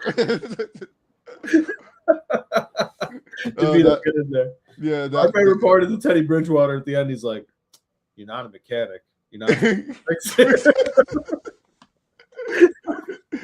The progressive, that is the smartest thing they've ever done. What was was it Case Keenum last year? He had the helping the driver back up the that's probably my all-time favorite, just because it's the first one that I saw, but it was so hilarious. I was like, dude, who thought of this? This is so genius. Just get a bunch of backup quarterbacks and have it where they just like do like the minute tasks of like fixing stuff in life. Like, oh. But I heard Josh Allen ain't playing, Dion. Like, I heard is he playing or no? You're kidding me. Are they playing him? As of 8 hours ago, ESPN saying he is expected to start, and 12 hours ago, NFL.com said he is good to go versus Jets, slated to continue his start streak. So he might start and then like leave after a quarter or maybe a drive or something like that. But he's starting to continue that streak of starts. Oh, so he's just gonna take a snap, hand it off to Ray Davis, and then be like, "All right, did my job." I did. Yeah, I was here. Because isn't that what they did last year too? He just like did like a quick play and then he just left. Mm-hmm. Yeah. Yeah, dude, the DeVito one is so good. That one was hey guys, follow me on this one. That was just so funny. Like DeVito's so good at that. All right. So I think we're both gonna say. Well, so that's a question then. Do you think that Mitch Trubisky and the Bills' second stringers can beat the Jets? I mean, they struggled with the Patriots last year, and when the Patriots had their second stringers in. But I mean, Brady Cook sucks. Oh. You know what's wild? Mm. Garrett Wilson is still the leading receiver for the Jets in touchdowns and yards, and he hasn't played since like week 7. Yeah, shout out to Romeo with this stat too. Sauce Gardner is the only player to go 1-7 on 2 different teams. I swear to God, I never want to hear that man's name with Pat Surtain's ever again. Yeah. Well, most of those games with the Colts he didn't play, so that's not the point. Do you think Trubisky will help the Jets get 1 interception this season? That is the reason to watch this game. Do the Jets finally get their interception? Yeah. I'm gonna check on Prize Picks to see does Mitchell Trubisky have the red goblin for interceptions, because like hold on. You know what? This is fascinating to me. What is this? More wagers. What is Mitchell Trubisky's odds for throwing a pick? That's what I'm trying to see if there's anything there. Or they probably haven't done it yet because they don't know like what's going to be the starters and all that kind of shit. Yeah, probably not. That's terrible. Yeah, trying to ruin our fun. Trying for us. Don't want us to be great, bro. They're like, how dare you try to pick figure something out for a game that's in 2 days? Who does? Week 18 for props, unless the teams are going to be playing for something. It's like the worst, dude. That's why most of my bets are all tied to the Saturday games. Oh, look at this. I'd rather see Mordecai wrestle Scotty Too Hottie before I Oh, watch the Jets play. why are we doing that to Kevin Thorne? Why Oh, we have to bring up Mordecai? A oh. horrible fucking Vince gimmick. All right. I'm gonna go with Bills. Yeah, I'm going with the Bills Just, too. I think why the not? Jets. I think the Jets also still want to stay in like the range where they can get the second quarterback in this draft Right. class. Like they don't want to win. Like they want to make sure they still are ahead of like the Cardinals and everything like that. You know. Well, it's time now to talk about the most important games of the week. Oh yes, my thank God. You tell me what you want to start with. Let's go with the Saturday games. So much All right. drama in them. Buccaneers and Panthers. The Bucs are a team that have been reeling for the past few weeks and cannot, for the life of them, string wins together. It's hard for them to string successful drives together. And this is a team that has been getting back a lot of key players on offense. They got Bucky Irving back from injury. They got Mike Evans back. Godwin was in and out, but now he's back. Jalen McMillan finally got cleared from the concussion and the neck injury that he suffered in the last or second to last preseason game. Everybody's there to the point that Emeka Egbuka is wide receiver 4, which is what most people thought he was going to be when the season was starting. And all of it means nothing for two reasons. One, Baker Mayfield has been playing with a sprained AC joint in his shoulder, and it is hampering his ability to throw the ball and move the ball downfield. And two, the Buccaneers defense, led by the head coach Todd Bowles, cannot stop. They couldn't catch a cold. Like, they cannot stop anything these days, forcing more pressure on Baker to try to get the ball downfield. He ends up causing an interception or causing 3 and outs, and they're back in the same position that they were before. Meanwhile, the Carolina Panthers, led by the greatest Alabama quarterback in history, according to Chase Oliver. Yes. Did you not see how Ty Gibbs played in the playoff game? Is continuing to show and prove why the Panthers made the right decision in attempting to draft him and trading all those picks to the Chicago Bears not too long ago. Better late than never, as they say. But part of the reason why that's happening is because they brought in Teteroa McMillan, who is right now the odds-on favorite for Rookie of the Year, negative 185. And these two are working really, really well together. Now, they are also getting complimentary running from Rico Dowdle and Chuba Hubbard. That's going to be an interesting situation to see who gets re-signed out of the two of them. But this is not a situation where I really think the Panthers I don't really see the Panthers as underdogs in this game. No. If it gets into a shootout, I'm weirdly more willing to believe that the Panthers can find a way between not just the Tet McMillans, but also the other players of the Rico Dowdles, of the Mitchell Evans that they have for tight ends. Like they have enough random ass people that they can pull off this win. I'm gonna go Panthers with the, at least money line wise, upset. But the Panthers have seemed as though they're in control of this division for some time now, and I think this kind of caps it off. How do you feel about this one? We didn't explain the situation here. So that's true. That's true. If the Panthers win on Saturday during the playoffs, no drama whatsoever. Yeah. But if the Buccaneers win, then the Panthers have to hope that the Falcons win. And a lot of people will be confused because the Falcons will also be 8-9. So you're saying to yourself, Chase, how come the Falcons are eliminated from the playoffs if they're also 8-9 and the Buccaneers are 8-9 and the Panthers are 8-9? Well, it's because the Panthers, they swept the Falcons this season. So the Falcons have no choice. They can't, if they win this game and keep up their momentum, and they don't have a draft pick to play for, so they have no reason to lose this game. They're literally playing based off pride and respect. Like they're playing for momentum. But the Falcons win and the Buccaneers win, the Panthers somehow make the playoffs. They stumble their way into the fucking playoffs, which is the most Panthers way to make the playoffs of all time. But the Buccaneers will have to root for their hated rival, the fucking Saints. Could you imagine, John, if we had to root for the Raiders or Chiefs to secure our spot in the playoffs. Like, that would be the worst thing to ever do.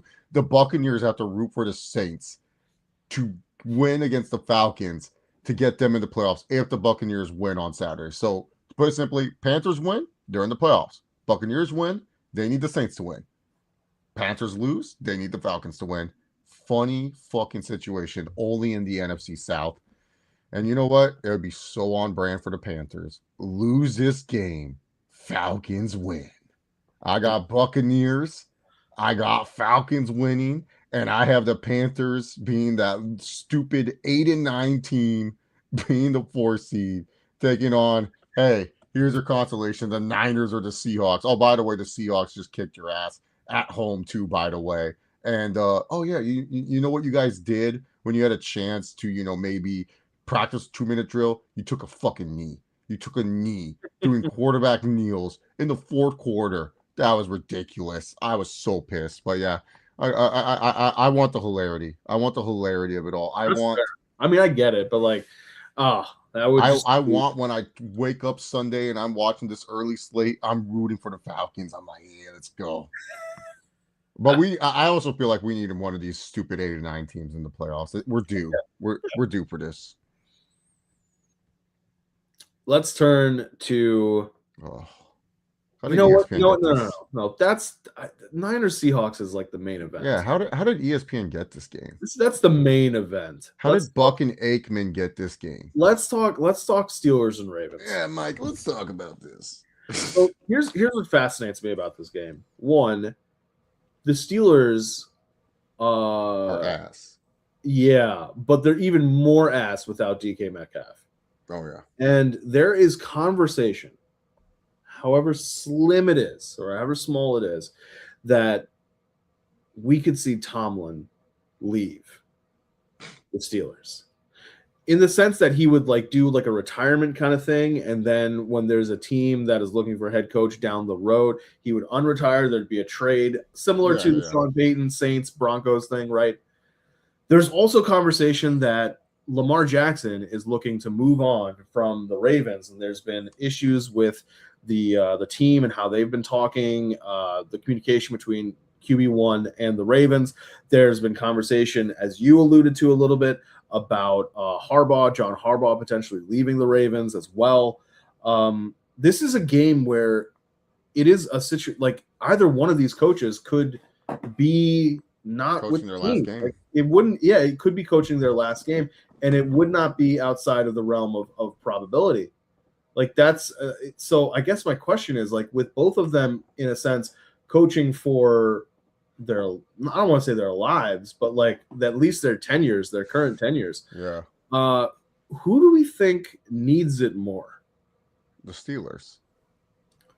I would agree, because there's a good chance Lamar isn't even playing in this game. Yeah. And if you lose to a Tyler Huntley led Ravens team, I gotta think, one, Aaron Rodgers is not back. Nope. It was a 1-year deal, but I don't think he's back. And two, you are in a situation where you really got to do the look at the man in the mirror and decide what kind of a team you're going to be for the future. Yeah. And whether or not Mike Tomlin is the man to lead the team. Deion says Lamar's playing. I mean, Deion's been super accurate so far. That's good. That makes my pick a lot easier. Okay, so Lamar's saying I'm playing. I've never quit on the Ravens, so he will play in the Sunday. I feel this. I think this Lamar wanting to step. Lamar has had issues with the Ravens since he got drafted, bro. This is a story that we've heard so many times. I don't believe it anymore. I literally think Lamar's just doing this where it's what do you mean these motherfuckers Dak getting paid more than me now? Oh no. Hey, we got up the money. This is Lamar's issue with the Ravens, because the Ravens were do we want to pay him? It's kind of hard, I mean, he's the MVP. They were the Ravens kind of, but they've had issues with him since he's been there. It's just been one of those things where they've always had issues. If you're the Ravens, you think you gotta look at it and be like, hey, buddy, you miss a couple games each season that are crucial. No, yeah. You tend to not something happens in the goddamn playoffs with you, buddy. Like, you need to figure yourself out before we continue to keep paying you. But Yeah. like, they signed him to a contract. Like, it's a 40. Like, his cap hit this year is $43.5 million. His cap hit next year is what's Trevor Lawrence's? What's Dak's? okay, but his cap hit No, next year. That's what he wants to know. His cap hit next year is $74.5 million. Yeah, man. It's kind of crazy. I should probably ask for a pay raise at this point. I mean, if Pat Mahomes asked for a pay raise looking at the Lamar Jackson one, I'd be like, yes, I maintain that no matter how much the Chiefs remember Pat did he's this. underpaid. No, Pat did do that. Remember when Joe Burrow and Herbert signed his deal? He's like, oh, what the hell is this, man? Nah, fuck that. I won these Super Bowls. These guys haven't done shit. Yeah, like next year, his base salary is $51 million. His signing bonus money is $14.5 million. What was his guarantee when he signed the contract? His guaranteed money when he signed it was $185. Oh, they're almost out of that. What? They're almost out because they're covering his guaranteed soon. Yeah, so the out is in the 2020 after the 2026 season, that 2027 off season. That's when the out will be there. At that point, you would just be eating like $35 million of dead cap, which by then the salary cap will have been raised twice. Yeah, that'll be like nothing. You like, oh, boo-hoo, you can't re-sign a defensive end. Right. Like whatever. Yeah. Yeah. You know, like if you're the Ravens, but if the Ravens do lose this game, John Harbaugh ain't coaching there anymore. Like 100%, he's done. Like they're just going to be like, you know what? It's been a great run. You won us a Super Bowl. You haven't done much shit since like that. You've been kind of both these guys have been riding off their one. At least with Tomlin, we will say this: got the 2 Super Bowl appearances. He at least got another appearance in there before. Just settling to being 9-8 every season, 9-7, whatever keeps his winning record streak alive and stuff. But I think the Ravens, they're kind of due for time of change. Like Ozzie left what, like 2 years ago as their GM, and they got in that new GM, and he probably is like looking at like, hey, bro, like we got to change some stuff too. The Steelers. Like you said, it's more like Tomlin. Like Steelers ain't firing Tomlin. It's Tomlin going like, I'm done with this shit. And then he just retires and then waits until like a job he likes becomes available and he goes, trade me there. And then they'll be like, yes, sir, Mr. Tomlin, we'll trade you there. We'll contact. They will work with Tomlin. They like Tomlin a lot. Like they don't hate Tomlin. Like, because the thing is, he's under contract with the Steelers through the 2027 season. Yeah. So 26 and 27, 2 more years if they stay there. Yeah, it's and they're not going to fire him, so he's going to retire, like you said. Yeah. It took John Harbaugh and Todd Monken weeks to finally realize Derek had to replace on this fucking team. Hey man, it took Todd Monken weeks to figure out he had running backs at Georgia too. That's why Kirby Smart got mad at him.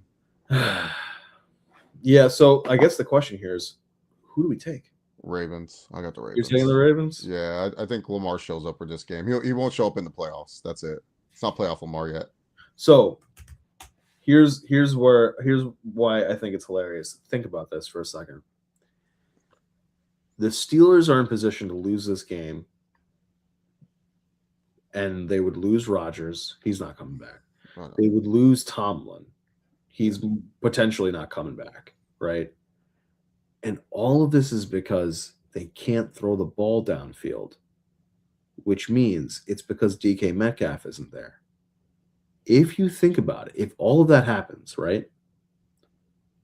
That fucking fan he punched ended Mike Tomlin's tenure in Pittsburgh and potentially made Aaron Rodgers retire. Yeah. Some dude with the blue hair wig. That's insane. You, that's insane. Come on, Decarius. It's ridiculous. Can't get like that's that. That's ridiculous. What's in the water in Pittsburgh where these receivers just crash out when they get there? I don't know what it is, man. It's weird. Like they get there and I mean Pickens is actually like sort of responsible in Dallas. Like he's not Menace. We're not seeing Menace Pickens. It's kind of been disappointing, We'll look good in a Panthers jersey next year. Him and Wan'Dale Robinson. That's where the Panthers will get their money. They'll just give it to. Did you see the stat? I there's a part of me that kind of hopes Wan'Dale Robinson signs with Denver. Like I he's kind of honestly, overrated, but like I kind of want him for the Chargers too. I said I don't want dumber wide receivers, but if we get one of them and it's Wan'Dale Robinson, I'll you take know, him. Did you see the stat? Did you know he broke NFL record? He made a yep. Wan'Dale. What do you do? He's the first ever 5'8" wide receiver to get 1,000 yards. There's hope for everyone. Yeah, 5'8". I was like, what about running backs? They don't count. And they said Daniel Bryan was a B+ player. Yeah, Wan'Dale Robinson's the definition of a B+ player. Let's turn to the heavyweight title fight. How did Joe Buck and Mike and Aikman get this game? Mike, explain this to me. We gotta go to the cold ass Pittsburgh, and they get to go to beautiful Santa Clara. We're hosting the Super Bowl in Santa Clara. Fuck sakes, not them. We are. I'm so mad. I'm gonna go watch Patrick Mahomes highlights. Did you see Collinsworth admitting that he's a Mahomes Blaze? That was the best scene ever. He was like, hey, it's happy. Tarico was all like, hey, you admitted it. He goes, oh, I like memes and stuff. He goes, yeah, maybe you could change. He goes, not happen. When he said not happen, I was in tears, bro. I was like, oh my god. But that was a very Patrick Mahomes like play by Brock Purdy on that drive. I mean, he was running, he was he juked out Austin Booker, threw the ball down. There was a nice little strike to Tunyon, and then did a little Dougie. So this is the heavyweight fight. This is the fight that determines the number 1 seed. If you are a, betting person, arguably this is also the NFC Championship game. Right. You could make an argument it's the NFC Championship game. Oh, yeah, John? You think so? Oh, yeah, well, technically, yeah, because they would have to face the 1 seed anyway, so, yeah. This is that would be so insane if the freaking Rams had to face like the Niners or the Seahawks as the 1 seed, and then they would have to face either one of these teams in the NFC title game. It's like, fuck, why do we have to play these guys 3 times a year? That's what happens when your division is that good, except for the Cardinals. But you have a team that, despite all their injuries, is finding ways to win in the Niners. They didn't have Kittle. They have Christian McCaffrey having back injuries, and they still are finding ways to get the ball downfield with Brock Purdy. And honestly, it is incredible to see. Like, Brock Purdy's EPA right now, since he came back, is ridiculous. Yeah. He's one of the most efficient quarterbacks that we are seeing play right now. And he's good, man. He's doing it with Tongas. He's doing it with Jawan Jennings, Ricky Pearsall. Like, the plan was to have Brandon Ayuk. That didn't work out for them, right? Like, there's no Kittle there, but they are getting the job done by hook or by crook. And it's really valuable when you have somebody like Christian McCaffrey to be able to hand the ball to, or to do dump offs to, or short passes, screen passes, all that kind of stuff. But it's still a matter of getting the ball where it needs to go. And on the flip side, you need to be able to defend. And Robert Saleh is he is getting the job done with a patchwork of players. Bob and RJ were talking in the chat about how it was a fair fight between the Bears and the Niners because of, like, the respective injuries.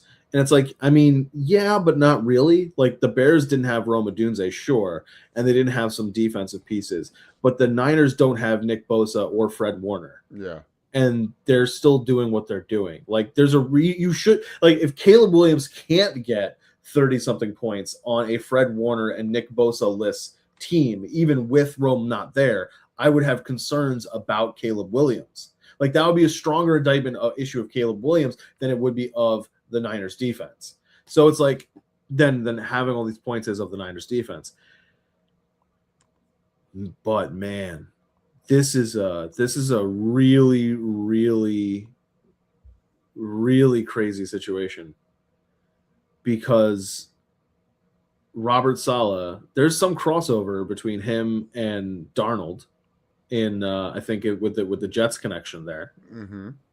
But this is another situation where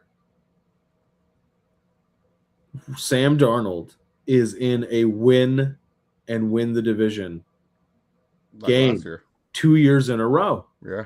And now the stakes are the same in that if you win, not only do you win your division, you win the 1 seed. That was a situation as well between Detroit and Minnesota last year. It's, could we say that he has a better team surrounding him than he did in Detroit? In Minnesota.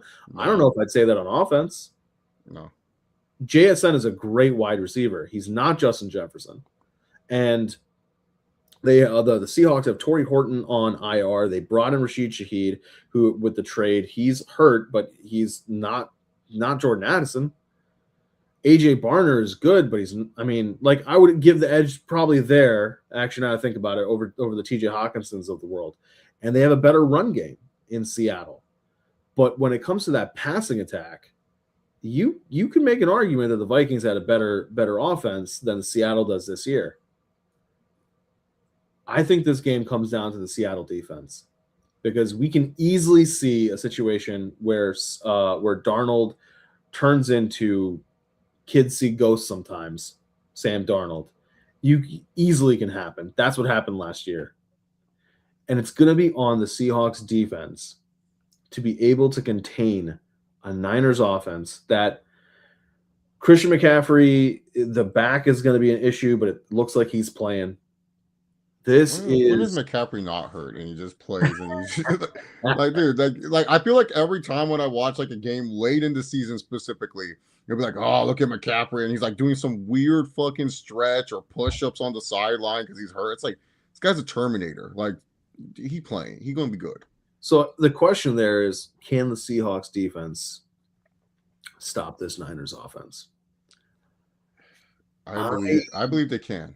I think they can. I don't know if they will. Like that's my problem. It's like, so like, put it this way. Week 1, 17-13, Niners beat the Seahawks. And that was in Seattle. Granted, you had Bosa, you had Warner, right? But like, you showed you could get the job done. Now you're at home. Mm-hmm. 1 seed on the line, division on the line. I think the Niners being at home helps out. Redemption, right? Like if you're solid as redemption, you could be like, hey, teams that need a head coach. Yeah. Shanahan, if he wins this game, coach of the year, wrap it up. Oh my God. Oh my God, yeah. I'm gonna go Niners. Yeah, I'm going with the Niners too. Sam Darnold in big games, it's like kind of like he disappears. He becomes John Cena. You can't see him. It's just like, okay, he sucks. I saw a tweet. It was like Sam Darnold either plays like the greatest quarterback of all time or he plays like dog shit. There's no in between. And that's truth. He either plays like the greatest or he plays like dog shit. And the way that this Niners team has been, I know the defense didn't look good against Chicago, but keep in mind that Chicago team has a lot of weapons on offense. A lot of weapons like Burden, Loveland, Swift, Monungai. Like Seahawks, it's like if the Seahawks can rely on their running game, I think they have a chance. But like for whatever reason, sometimes they just go away from the Charbonnet and Kenneth Walker combo where it's like, no, just ride these dudes to the ground. Get who's our third running back? Their little scat back that they'll put in sometimes. What's his name? It was Halani, but he's on IR. Hold on. Yeah, they have that other fool that they sometimes put in, and he catches passes, but sometimes they'll seek him in on a run, and then he'll go crazy too. It says they got Brady Russell and Robbie Oots fullback. Yeah, I think it's Oots. Like I've seen him a couple times, and he'll do something. But yeah, I do think if the Seahawks keep it on the ground, they can win this game. But that's up to the Seahawks. Like sometimes they fall into this weird habit where they fall in love with the pass so much, and they try to get like that big momentum shifting play, and it just won't come. And this Niners defense under Saleh, like you understand, he's either gonna bring the pressure like crazy, or he's gonna play back and make you make mistakes, and that's what he does very well. So, yeah, this is, and Davion as a Seahawks fan is saying Niners have done well considering all the injuries they've had. No Charles Cross, that's going to be big. Hopefully Sam Darnold doesn't become MetLife Sam and stinks it up. He's gonna be. Niners will be ready, bump box and all. Feed K9 and Sharp. Yeah, if Seattle runs the ball and runs the ball well, they can win this game. And the thing is, it sounds so easy to say, right? It's like, yeah, if you run the ball, you can win a game. But it's like it really is telling how good that run game can be, which is what Seattle fans have been seeing for so long, but two have expected when you have K9 and Charbonnet. Like that is supposed to be what you're good at. And the Niners are susceptible. Like the Niners are not. They're 13th right now, 13th ranked defense when it comes to points allowed. But when it comes to rushing yards allowed, they are 6th in the league with the yards allowed. The only teams better than them are the Jags, the Broncos, the Seahawks, the Texans, and the Colts. And the Colts probably should be, if this injury to Daniel Jones had been a little bit earlier, it would have been a lot different. Like they're riding high off of that. Yeah, this is going to be a tough game. I like that they made this a Saturday game. I'm looking forward to this one. Yeah, me too. So yeah, I mean that is our week 18 preview. Do we want to do? We want to do when we do wild card next week. Do you want to do like a whole playoff kind of preview, like where we see our brackets and do all that? Yeah. Because then we'll know exactly the seeding. We'll know exactly who's traveling to who and all that kind of fun stuff. And Mike, it's gonna be a good playoffs, man. It's sad there's no Patrick Mahomes. I mean, let's be real. The NFL's missing out on one of their best players, best quarterback in the league, and I think one of the funniest things. Man, no one's gonna watch these playoffs, John. Let's just be real, man. I think one of the funniest things I saw. No, you guys should just watch the Chiefs Kingdom on ESPN, man. Was I think it was Nick Wright. Whatever. Nick Wright was like, "Oh, a team wins the Super Bowl this year. It should have an asterisk by it because they didn't have to face the Chiefs." It's like, or the Chiefs could have won some games, and then they would not have been. We're winning games, man. It's not my fault. My defense can't cover anyone. It's not my fault that I don't have a running back. I did everything I could, man. Fuck you. Whatever. You're over here trying to discredit my team, the Chiefs Kingdom. When I come back next year, man, it's over. Davion, that's a good question. It's because he says dumb shit like that. And people like us talk about it. He's not like. See, the thing with Nick is he's not as good as Skip. Skip now sucks. But back when Skip's heyday, Skip was very good at leaning into like the Tim Tebow stuff, the LeBron hate. Like Skip was ranting about LeBron not taking a fucking shot in the All-Star game. And you're like, bro, it's an All-Star game. No one gives a fuck. But Skip made it entertaining. Like Nick, he just says stuff where it's just like he's trying to do what Skip did, but he doesn't do it as well as Skip because Nick is always against what everyone thinks. While Skip, he used to be able to be, because there are LeBron haters like Skip Bayless. So there are people like that. There are people who are Tim Tebow believers, like Skip Bayless. Like Nick Wright just does it because he goes, I know this is an opinion that everyone will hate and talk about. While Skip, it was like, there's going to be people who disagree with me, but then there are going to be a group of people who agree with me. Same with, like the thing. And Skip also had, the pedigree. He used to cover Michael Jordan and the Bulls. Right. A lot of people don't know that that's when Skip used to be a good journalist. That wasn't like Skip has always been like Skip just adapted. Nick Wright is just potential hot take guy. He doesn't really have like the pedigree of what like Skip Bayless used to have back in there's a part of me that is just really concerned about the fact that Denver's plus 280 to win the AFC. Yeah, you should be. Doesn't make sense. Doesn't make sense to me. What's Buffalo? All right, so this is you know what? Let's do it this way. So Denver's plus 280. The Patriots are plus 460. Huh. The Bills are plus 500. Yeah, their defense is pretty bad, but still, huh? The Jags and the Texans are plus 550. Okay. The Ravens are plus 900. Damn, we the worst team? The Chargers are plus 1,000. Oh, man. No, you're technically not the worst team. Oh, okay. The Steelers are plus 3,500. Oh, wow. And then in the NFC, It's Seahawks plus 250, Rams plus 310, Okay. Niners plus 450, Okay. Eagles plus 490, Wow. Bears plus 850, Okay. Packers plus 950. Man. No faith in the NFC South because the Panthers are plus 5,000 and the Buccaneers are plus 8,000. Wow.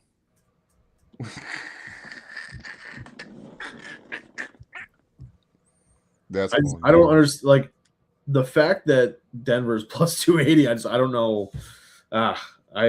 If this was a team that had J.K. Dobbins, I'd be like, yes, I can kind of see it because J.K. Dobbins was leading the league, or like I think top 3 in explosive rushes. Runs. Yeah, plus yards. Like it was ridiculous. I know that they said that if they make the Super Bowl, he would be back. He'd be back in time for the Super Bowl, or he might even be back in time for the AFC Conference championship game. But like, that's I don't know how this is gonna work. That being said, it's not going to happen. But if Denver wins the Super Bowl, I will have a video on here addressing all of my enemies, such as Romeo. Not me. I've had Denver. Not you. Yeah, no. I've been high on Denver. I was talking to Colleen about this, and I said not Chase, and not Prince in the media chat, because he just would be collateral damage because of what Bob and RJ have been saying about Caleb Williams all this time. But yeah, that don't let that happen, because I'll be very obnoxious, and it probably won't. So if the Chargers win the Super Bowl, man, I'm gonna hold on to that shit for 15 years. You should hold on to it for a lot more, considering they've only been Super Bowl participant one time. Yeah. I would say that, and I'm not being like sarcastic in any way, shape, or form. If the Chargers won the Super Bowl, Chargers fans should hold on to that for like 30 years. Yeah. It's like I have 2 friends who are Vikings fans, and one of them, she's like, yeah, when the Vikings win the Super Bowl, I'm just not going to care about football anymore. She told me this, and I was laughing. I was like, that is hilarious. That she was all like, she's like, once they win, I'm just like, I'm still going to root for them. I'm still going to be like, yeah, go Vikings. Check out the game. Like if it works, it doesn't. But she said, once they win, I'm done. And I started laughing. I was just like, bro, that is hilarious. Like, I don't know if I could have that mindset, because then I would want more. I'd be like, that's where the Alabama side of me comes out, where I was like, oh, okay, let's build the dynasty. let's keep going for more. The process is not over yet.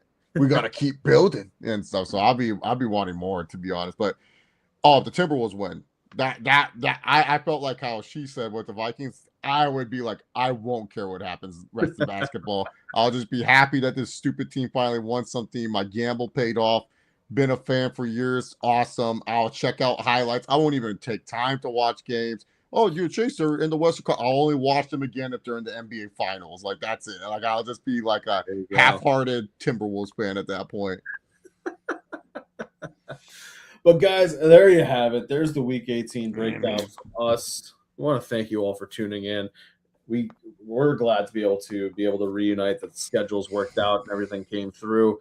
I know Chase has been super busy with all of his fun things going on in his life, all the wonderful things happening at Kohl's. And I was bouncing around 2 weeks ago for my Colleen and my dating anniversary and all that kind of fun stuff. We were downtown doing some fun things in the city. So, but actually, she gave me this for that. Nice. I got a McConkey jersey. Do you want to see it? Oh yeah. I got 2 things I can show. One of them's depressing. Okay. Well, I mean, that doesn't engender a lot of faith in me. He can't even hear me. Bullshit. Yeah. So for Christmas, and we appreciate you, Davion, as always. My good guy. Lovely Lad McConkey jersey. That is cool. Yeah, the supercharger colors. That was a good color. I want to say, like when we were watching this was the Houston game, and I was like, that was a good color. Yeah, this is the Navy throwback jersey. I can't get my quarterback, and so Lad McConkey was the jersey that my Wait, lovely why girlfriend can't got you for get the me. quarterback? Huh?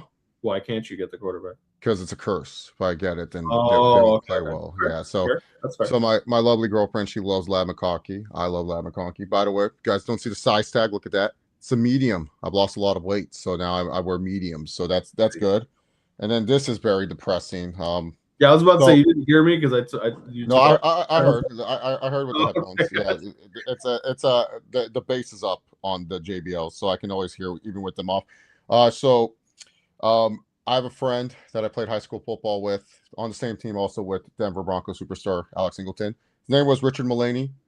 Played wide receiver for us. At one point in time, held the California state record for most receptions in the season with I want to say 119 receptions in one season.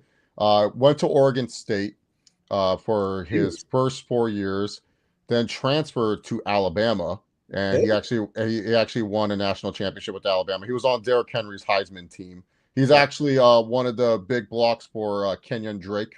If you guys don't remember against Clemson, Kenyon Drake had a very sick kickoff return. My friend Richard is one of the big ones, but he also had a couple cool plays during his time in Alabama at Tuscaloosa. He had a cool little hurdle he had a cool little hurdle over the Ole Miss defender and stuff like that. So him and his family, they're like close family friends of ours and stuff. It's funny, Richard and I, we're not best friends, but our moms are best friends. Like they're like super close with each other. But I'm very friendly and like I like Richard. Richard and his brother, they're fucking awesome people and stuff, but like they're very cordial. So I asked them, since like I said, hey, are you guys going to the Rose Bowl? They said, yeah, we're going to the Rose Bowl. And I said, hey, can you get me some Rose Bowl merch? I do have Alabama and Michigan Rose Bowl merch. They lost that game, and so I got this cool Rose Bowl game Oh no! dry fit for Oh, Alabama and Indiana. And if you're wondering why they have 18 on there, it's for title number 18. And yeah, it's a nice shirt. I'll wear it to the gym. oh no!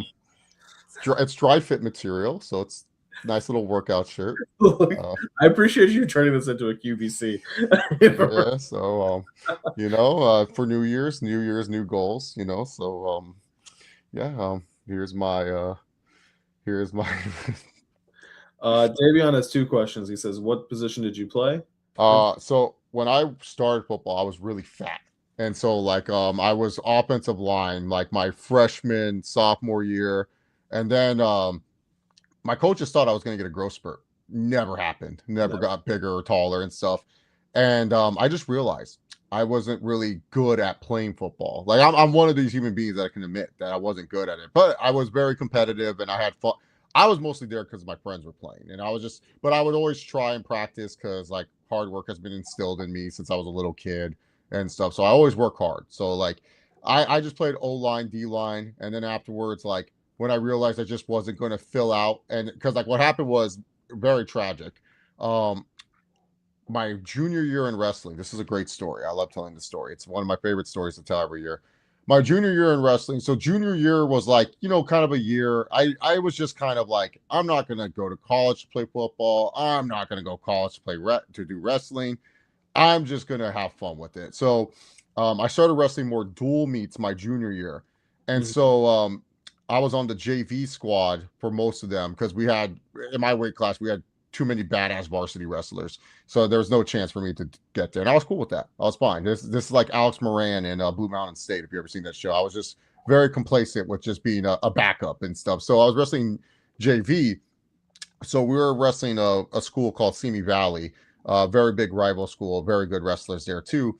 And I don't know why, but all my friends wanted to come support me during this Simi Valley match, which made no sense to me. I still to this day I don't understand. So I always remember it was like my first period. My friend Lauren comes up to me in first period. How it worked in California is like we start at 7 in the morning and stuff. So I'm trying to cut weight because I was horrible at cutting weight and stuff. So I would literally walk around at 200, cut down to 189 in one day or 2 days and stuff like that. So I was trying to cut weight. Lauren comes up to me, my friend, and she goes, "Oh, Chase, you're wrestling and stuff. Yeah, like we're gonna have a lot of people at the gym." I was like, "For what?" I'm like, "Isn't there a basketball game going on?" Because we always wrestled and the basketball, like, what are you gonna go to? The wrestling dual meet or the basketball game? Basketball game, of course. basketball game wasn't happening. So I guess everyone wanted to come. I didn't. This is when I realized, oh shit, I'm kind of popular. Like people are coming to watch me wrestle this match. Like I literally, like in high school you don't know where you're at, but Yeah. yeah. So like I never went to the parties or did anything like that. So I just thought, oh, I'm not cool enough for these parties. But so when she, who I've only known her because she's my lab partner. I don't know her anything else. I say hi to her if I see her in the hallway. She's saying she's coming to this. I'm like, well, who's all coming to this? So I'm asking as I'm trying to cut weight. Yo, who's coming? I asked my friends like, who's coming? And they're like, oh, we're coming. We're bringing signs like it's a WWE man. I'm like, what? You guys are going? You guys are going to do what? I was so nervous, and it was so. Keep in mind, JV, not varsity. I'm on the JV Yeah. team. Yeah. The gym is fucking packed. Our gym is never fucking packed. And I swear to fucking God, like when we did our warm-ups, once everyone saw me, it was like a pop. I was definitely afraid. And all my JV friends, they're like, yo, Chase, yeah, you're gonna win. I'm like, bro, I'm facing this guy who's really good. Like, there's no way I'm gonna beat this guy and stuff. And the whole gym, when it was time for me to wrestle, erupted. And it was the most I was so scared. I lost the match by like 3 points, but I did put up a fight, went all 3 periods, and I pretty much was like bad weight cut, didn't take care of myself. I've never felt more dejected in my life. I felt like I was such a failure. Like I was literally so I've never been more depressed. So afterwards the whole like JB's done. All my friends want to say, "Hey, good job" and stuff, and then I like I might just like, damn, dude, like this is so embarrassing. Like my friend, like a lot of people came to support me, and and they think I'm like just somewhat good wrestler. I'm not good, and then Yeah. it pissed me off, and I just remember too, like I was just so pissed at myself, and then like my one friend had like a pizza, and he goes, "Yo, Chase, you must be hungry. Here, have this," and I was like, "Dawg, I don't want that." And I literally said, I don't want that. My friends were like, you good? I'm like, yeah, I'm fine. I said, I'm just gonna watch the varsity matches and so on and so forth and stuff. And so then afterwards, I didn't even watch varsity matches. I went to our guy who's like a nutritionist and I asked him, like, hey, what can I do to lose weight? Da da da, all this other stuff.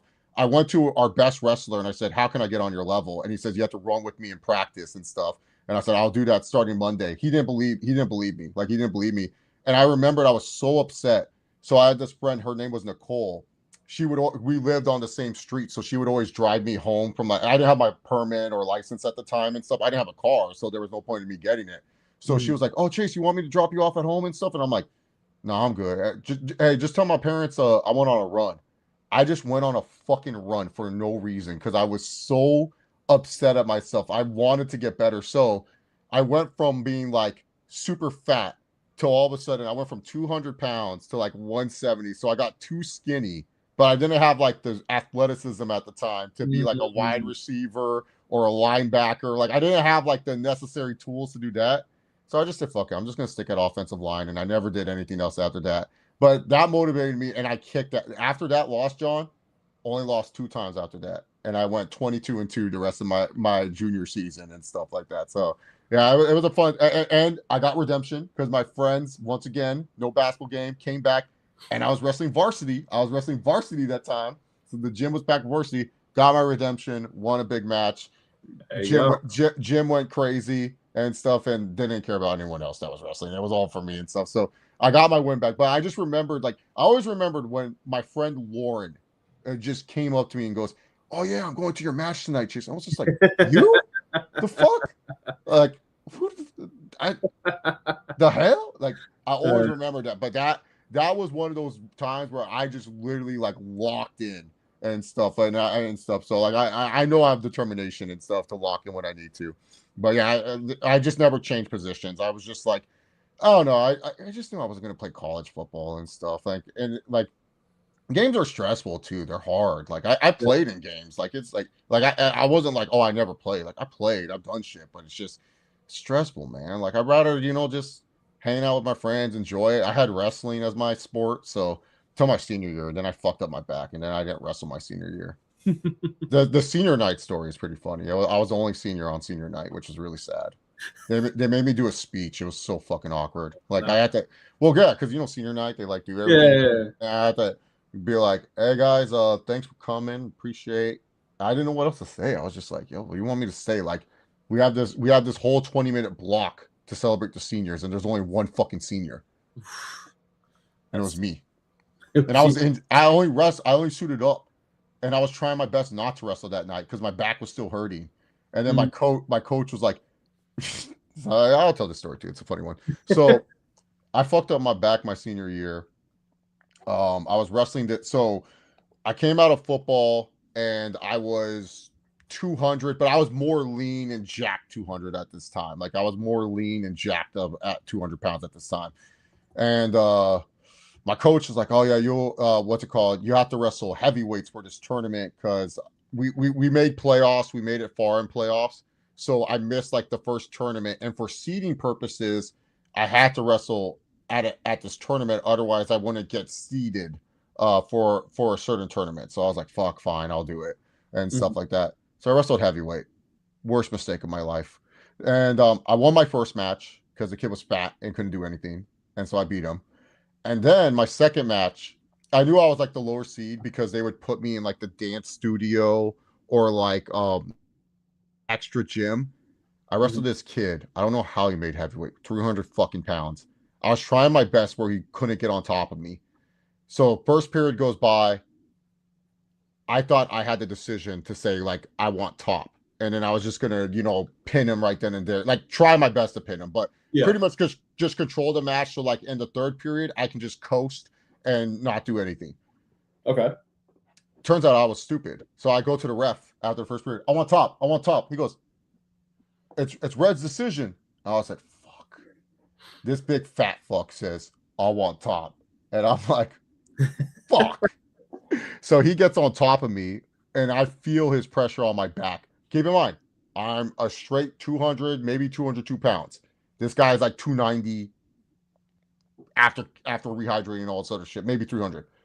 I feel it. So I'm all like, I can't escape him. Like he's literally just a blob on top of me. So I'm feeling that his balance is off of me. And so I'm like, I know how to reverse. I'm going to do a roll on this. My dumbass says, let me roll this 300-pound mammoth and then I can pin him because I'm feeling his balance is off. I go to roll. His whole body just cracks and destroys my back. The ref was so incompetent. He's like, keep wrestling. And I'm tapping, saying like, I'm hurt and stuff like that. I remember their coach went to go check on me because like when you wrestle in the second hall, we didn't have any coaches. So it was just, and I was a senior varsity. So like, they're like, oh, Chase knows what he's doing.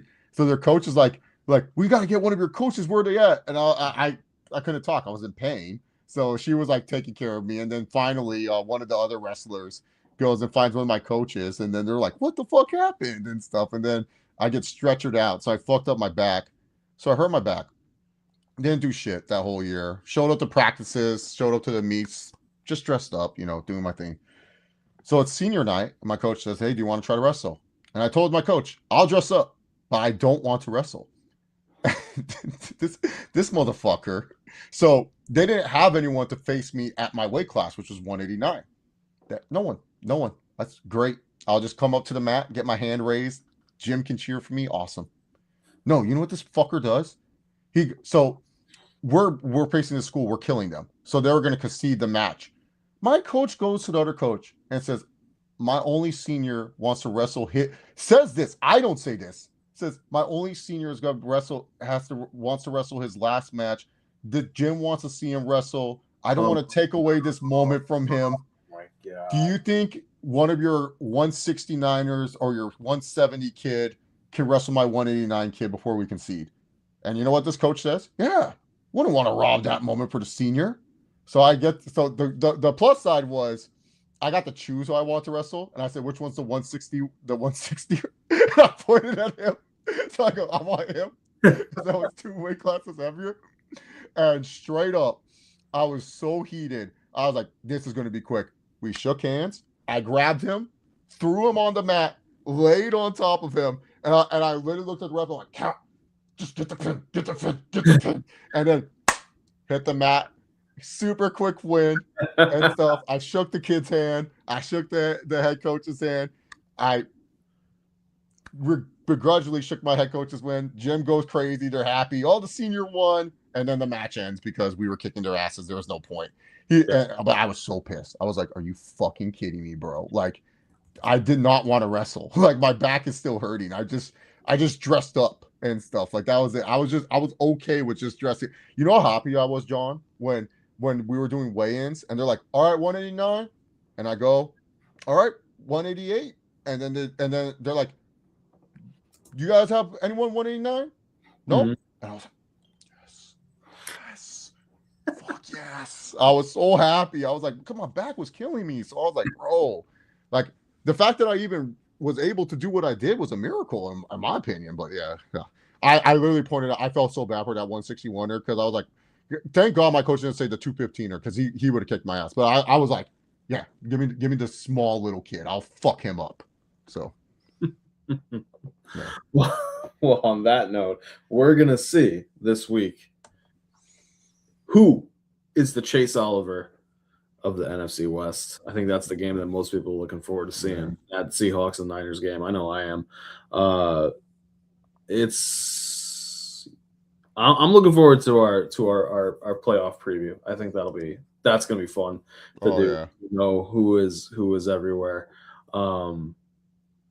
I just want people to know while I did pick the Broncos for this game going forward, I will be picking against the Broncos in any playoff game they're in. I have faith in them, just not enough faith that they're going to do much. I'm just happy to potentially be the 1 seed and to have another playoff game. I just want Herbert to win one playoff game. That's a win for me this season. Yeah. Yeah, man. I should, speaking of which, I should obligatory, like I should be like, hey, why did it take Justin Herbert all these years to not win the division? Yeah, so same with Peyton Manning. Oh, it's okay. What? Yeah, Peyton Manning took a while to win a playoff game and division. It's okay. It'll happen. Did you just compare Justin Herbert to Peyton Manning? Yeah, a lot of people do. Look at this. Look at the numbers. Very similar. Are you trying to get added to the list of enemies? I will have to. I'm just telling you. If you look at the numbers, they're very similar. What's wrong with that? Like, and if you add his rushing numbers, it's definitely like, oh wow, amazing. I'm just telling you. Look at the numbers. The numbers don't lie. Okay. That's all you have to do. Why did it take Justin Herbert all these years to not win the division? Not his fault, bro. I'm sorry that Patrick Mahomes exists. What do you want me to say? Oh yeah, like. Oh wait, hold on. Yeah, I'm sorry that the Chiefs had a stranglehold on the division. What do you want him to do? Hold on. We haven't won since 2009. Patrick Mahomes was in the division this year, right? Yeah, he existed. Yeah, but I'm sorry that. But this is his peak. Okay. This is his peak. This is peak. Got it. Like, okay. This is not about Justin Herbert. This is about. It's hard. It's hard to win the NFL. You know. That's true. That's true. Yeah, you know. But yeah, you know what? If Herbert somehow, some way, beats the Patriots, beat the Broncos, and then beat the Bills in Mile High, what an MVP candidacy! What a story that would be for one Justin Patrick Herbert. It could happen. Very well could happen. Very well could. We'll see. We'll see. But until next time, guys, remember, take care of yourselves and each other, and we will catch you all later.